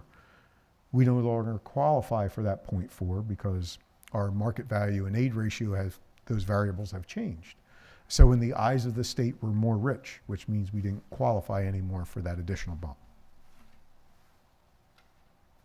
So I would recommend, and we move forward in 5.02 to approve the Act 1 resolution for the 23-24 year at the 4.1%. Any questions from the school board? Any questions from the community? Again, that just locks us in. We're not saying, okay, we're not taking everything and going home. We're at 4.1. We can go lower. Yes, Ms. White. I guess my question would be whether or not, what is the benefit of doing that now as opposed to waiting? So the biggest benefit, again, from a very selfish business office standpoint, is that if we don't do the Act 1 resolution, we would be subject to, and Mr. Subers, it's been a couple of years, years since we've done this, we would have to have a preliminary proposed budget for board approval in January. Correct. Yeah, so this, under Act 1, you have to have a preliminary budget approved generally in January. And then you have your proposed final in May in your final budget process. This eliminates the process for the preliminary budget because you're committing to be below or at the Act 1 index. That's a big administrative relief.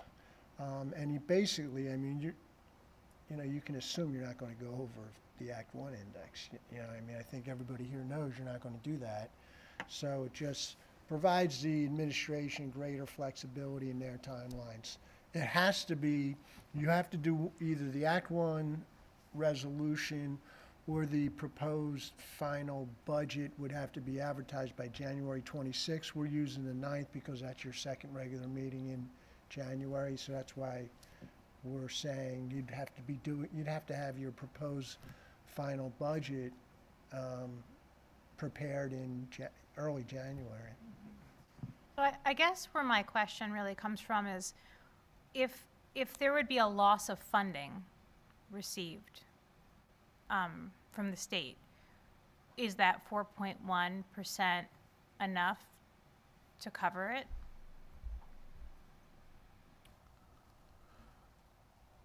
Well, I realize that's unforeseen. yeah. But I guess I'm just curious as to whether or not that allows the district enough flexibility to take care of its operations. So the one good thing, the way that we sit, is we're financially strong. So if it's a 1 year off and the state says we're taking $2 million, we have financial funds available to us in an unassigned fund balance to help offset that cost. We also have the ability to reduce expenditures moving forward in the budget process to get that gap lower. But that would be at the sacrifice of all of those other slides that you just showed about the things that we need to accomplish. Well, from that's capital projects, that's separate than the general operating fund. Okay. Remember, we still have the 8%, a couple of slides here that we're going to talk about as well.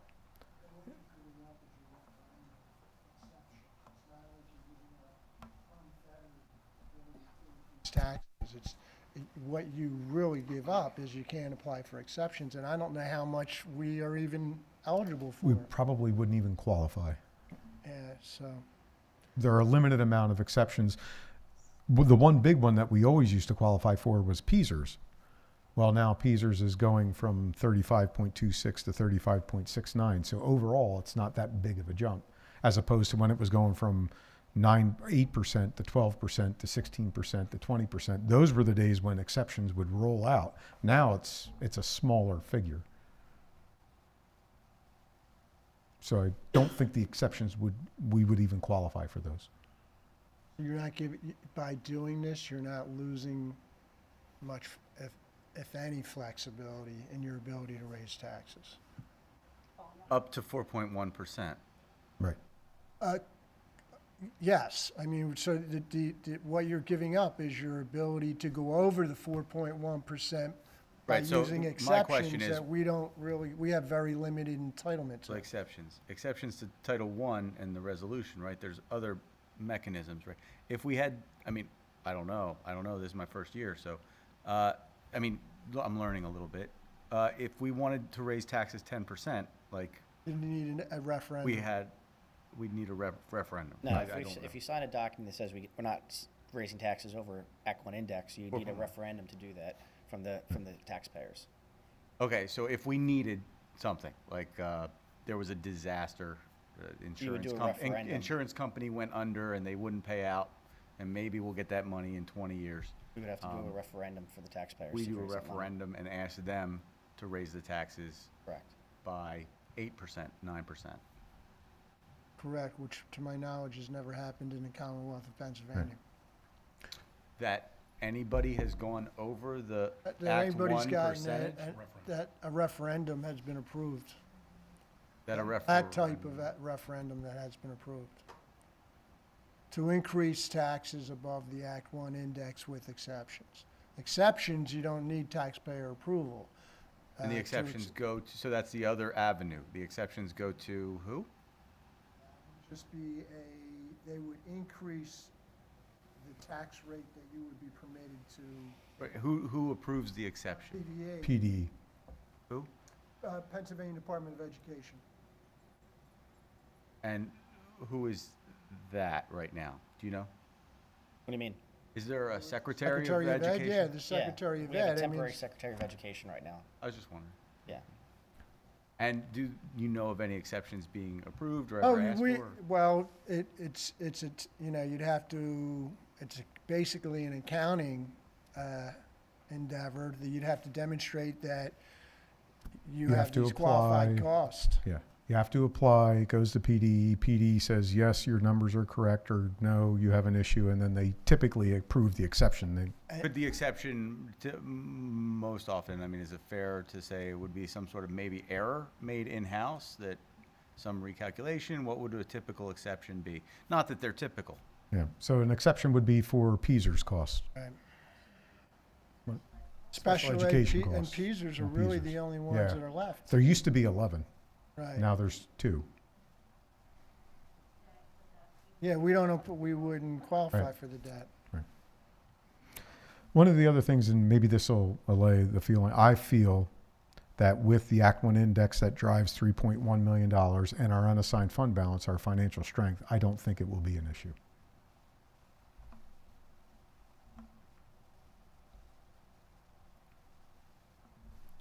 Okay, any other questions? Any questions from the community? Okay. All right.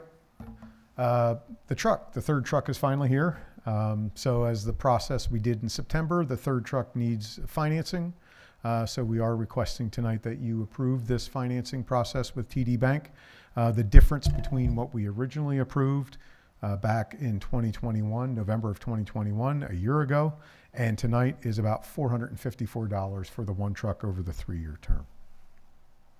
Any questions about that? Any questions from the community? Okay. All right, audit results. So again, as I mentioned earlier, Mr. Hogan completed his initial audit findings and shared that with Mrs. Hurd and myself. And as has been our custom here, he provides this spreadsheet that has an awful lot of detailed information in it. So first of all, revenues, the budget was $113 million. The actual revenues that came in at $117 million, that was a variance of $3.9 million, almost $4 million. The issue was between, we exceeded our earned income tax, which the board was well aware of, and the real estate transfer tax collections were about $2 million more than budget, just those 2 line items. Again, we couldn't predict that. That's driven by the economy, very strong, which is good. And then a recognition of $2 million of Essers 2 and Essers 3 appropriations. Remember, we did not budget for those based upon our professional organizations. They say, don't budget the revenues and expenditures. Well, as you expend them, make sure that they match. So you'll notice that there is a $2 million of revenue and there's $2 million in expenditures that offset that. Expenditures, same thing. Budget was $116 million. We did not technically overexpend. $119 million were the actual, almost $3 million over. Between the 2 items, one was the committed for capital projects. Remember, that resides within the general fund. We don't budget for those either. As we recognize those capital project funds and we pay for them, we show the expenditure and then we wipe out the fund balance that we have in this pocket here. That's part of the accounting process that we do. And then the $2 million in Esser 2 and Esser 3 expenditures, again, to match. Overall, that drives a revenue positive surplus of a little over $1 million, $1,085,140. Again, considering it's a $116 million expenditure budget, that's a variance of about 1%. Considering all the variables that go into that, Amy and I will take it. A further breakdown of unassigned fund balance. So we talked about the Act 1 index and the 8% cap. When you take into consideration these items as listed, item number 1 shows you the maximum cap, which is important for us and the school board as well, to show you how we come up with our unassigned fund balance. And then you compare that to what the actual surplus was, adds into that. So we have to move $1,023,381 out of the unassigned fund balance that sits there. Remember, this is as of June 30, 2022, right? We're going to go back in time. And so we have to have a formal motion, which I would request be put on for next week so we can talk about that if we need to. $1,023,381 is a transfer into the capital projects fund. Then our unassigned fund balance is within the Act 1 index cap at 8%. Another question mark that I do have for consideration is other projects. As we add other projects to our bond, do we want to consider, okay, if we move and transfer that $1 million into the capital projects, then do we reduce the capital project bond issue associated with the Esco by that amount? So instead of the 9.14, we take the 9.14 and subtract 1,023,000 and we say, okay, Weaver, that's the new number. Let's see what we can do with that. Just offer that up for conversation pieces. This is a one-time money. It certainly belongs going to capital project. That's been our process and our philosophy over the years. We can always use it. We know we have $33 million of capital projects that we have to address. So it doesn't hurt putting it there. Any questions or concerns about that? Again, since we have time to develop the bond, we have time to get feedback, questions, and work on that. Maybe present something next week for the board to consider and officially get this transfer out and then recognize what we're doing with the bond. Are any objections or any feedback from the board on this question about moving the little over 1 million into the capital projects? Mr. Dorr? I don't have any objection to moving the money, but as far as when we borrow money, the health of our accounts affects the rate and how easy it is to get bond funding, correct? Absolutely.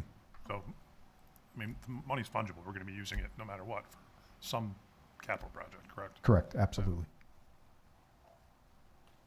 And again, that's one of the biggest pieces that Ms. Doyle, when she's been here, has talked about our financial strength. And remember, we have a AA rating.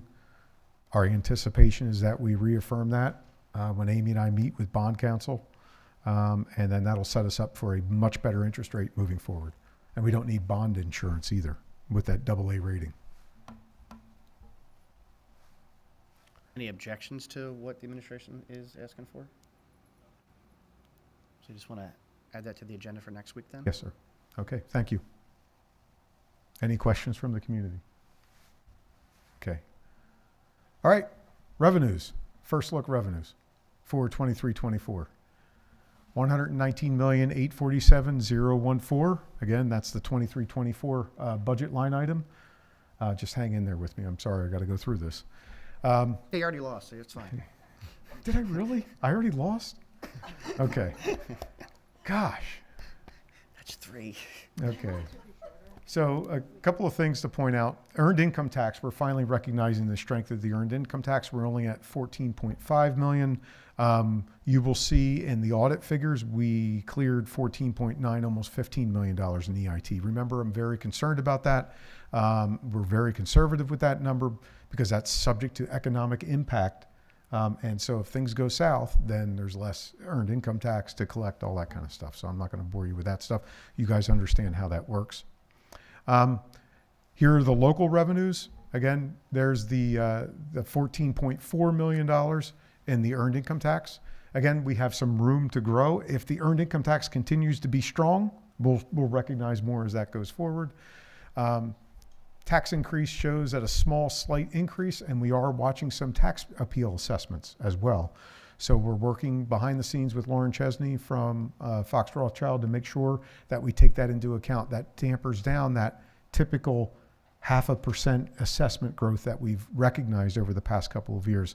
So it's only being shown at a 0.2% at this point in time. Again, as the year goes on, we'll be able to track that and maybe recognize that. Solid collection rate of 96.5. Yes, Mr. Dorr. So the 2023-24, $72,483,000, that doesn't take into account the 4.1? That's correct. Okay. That is just assessment growth. That is not a tax mill increase. Okay, thanks. And the other big thing is interest on investments. Talking with Mrs. Hurd, already for this year, we are in excess of $300,000 in our interest investments. Now, with, again, we cringe when we hear the 75 basis points, but that helps us on our investment earnings. That really does help us. So we're at $300,000. We're not even halfway there, and the interest rate is going up. So we're at 1 million now for interest on investments. That might exceed 1.5 million until we're all done. Again, that's additional revenues that come into the stream that we expect. State subsidies, as has been our practice, we hold the special education, the basic instructional subsidies to where we were at for 21-22, plus a bump there for the basic instructional subsidies. This answers a little bit of Ms. White's question. What if the state decides that, you know what, that money that you got last year or for this year, the 22-23 budget, we're going to take it away in some way, shape, or form? Well, we're hopefully buttressing ourselves and cushioning ourselves, because we're not going out and saying we expect another 3% on top of that. We know that there are way too many variables. Harrisburg does its own little thing, and we can't count on that for that to be done. So we need to take care of ourselves and be cautious with that. And federal revenues, again, you see that with some of those actual additional Esser monies, $1.7 million is what the actual unaudited 21-22 versus where we're at the 741. And that's solid. That's our title monies plus a little bump. And so we feel comfortable with that. Here's a chart that shows that in a little different way. Again, I only wanted to point out that there's really only one bar that's changing, and that's really the blue bars, although it looks kind of straight across. Those are our local revenues. Again, the vast majority of our monies come from our local revenues, okay? Which is not always the case for every Pennsylvania school district. Shows the strength of our local economy and with the taxes and the support that they provide us. So we'll continue to ask these questions. I'm not going to go through them. For those of you who have been on the board, you know that these are our typical questions that we continue to ask and keep out in front. Here are 3 select alternative revenue sources, just in a bar graph form. Again, the one on the left is interim real estate taxes. Remember, those are interims, are tax bills, new properties that come on board, changes in assessments due to you added a pool, whatever those are. Those are interim bills. The biggest portion of that is the real estate transfer tax. When the economy is booming and houses are being sold, we benefit from that because remember, you pay 1% on that transaction. Half of it comes to the school district, half of it goes to the municipality. And then the other part is the interest on investments. And you can see from an alternative revenue source ideal that we are at $1 million, which far exceeds where we've been in any of the other 5 years. Again, that reflects the downtrodden interest rate earning environment prior to the pandemic where we were heading, and then the pandemic just made it completely crash. So the next budget steps, Act 1 resolution, approve that. Again, that sets everything in the bar. The equal sign comes up December 5th, 2022. We also have the 5-year projection, and remember the PSERS rate will be certified December 2022. We have an estimated figure in there at this point in time. Any questions? Any comment from the community? Thank you very much. Thank you. Okay, I'm going to mess this up, I think.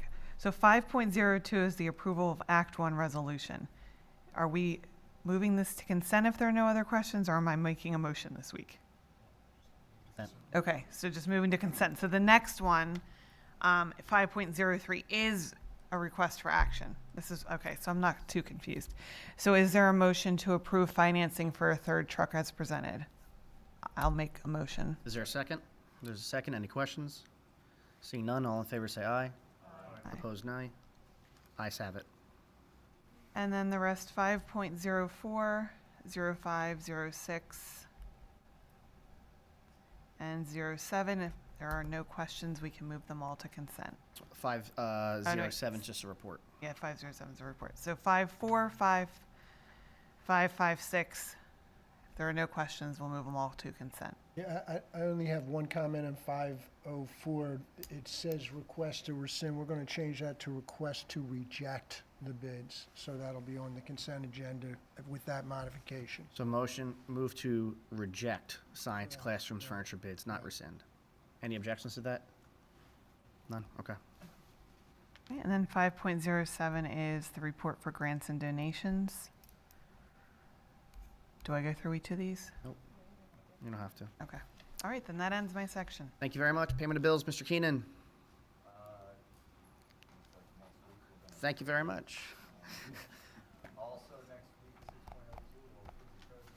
Thank you so much again. Dr. Kolar. Section 7, items 7.01 through 7.06 are all on consent. If there is no discussion on 7.07, we could also move that one to consent.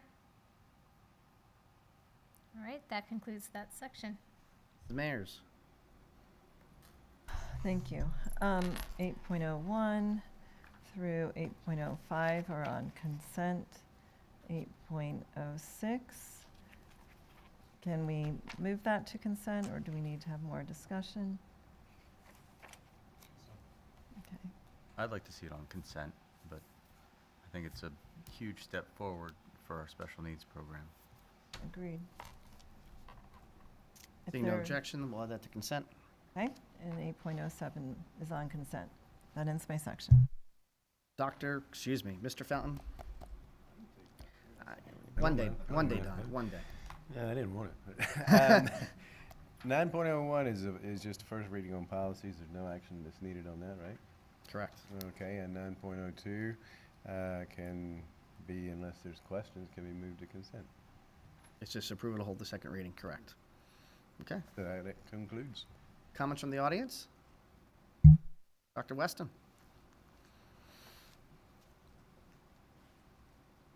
Hi, good evening. Wade Weston, Collegeville Borough. It was not my intention to make any comments at tonight's meeting, but I have to say that I was so taken aback and so disappointed by the comments I heard in the president's report regarding library books that I really felt compelled to say something. I always find it interesting when complaints are raised about books in the school libraries where there is a litany of items that ostensibly I'm supposed to find offensive, but the actual book in question is rarely, if ever, identified. So there's no context for any of the comments or the materials that, as I say, I'm supposed to find offensive. And I don't really know what to do with that. I spent my career as a scientist, and in science, you look at data in context. You don't pull things out of context and look at individual data points. You look at it at the overall presentation. And when you're pulling F-bombs out of a book and just making a list of them and saying, this is 79 F-bombs, this must be an offensive book, we've got to get it out of the library. I lose all context for that, and I have no idea. So my question is, if you've got a book that you're offended by or you have a problem with, tell the community what the book is, what's the book about, what's the purpose of the book, and what overall, as a whole, you're offended by. You have a process for reviewing library books and other materials that people object to. And these are the first 3 questions on the review committee's list. What's the name of the book? What's the book about? Have you read the book? What do critics say about the book? I'm not getting any of that from what I heard tonight or what I hear from a lot of other objections to the books, to books in the libraries now. I get things pulled out of context and no further information. And in my experience as a scientist, when you're pulling data out of context, it's usually because you are trying to hide something or you're trying to push a result that isn't necessarily supported by the overall material. So, and that's unfair to the students, it's unfair to the community, it's unfair to your library professionals, it's unfair to the school district as a whole. So be straight with us, tell us what the books are, what you're objecting to, and why. That's all I have to say. Thank you. The book is called Me and Earl and the Dying Girl. The book has several excerpts obtaining pornographic connotations and excessive profanity. I have submitted to the school district through policy the challenge the book.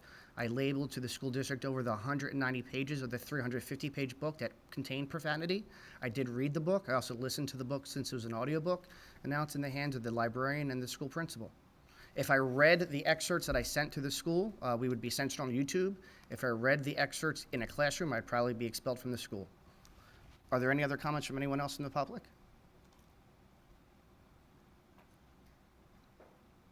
Sir?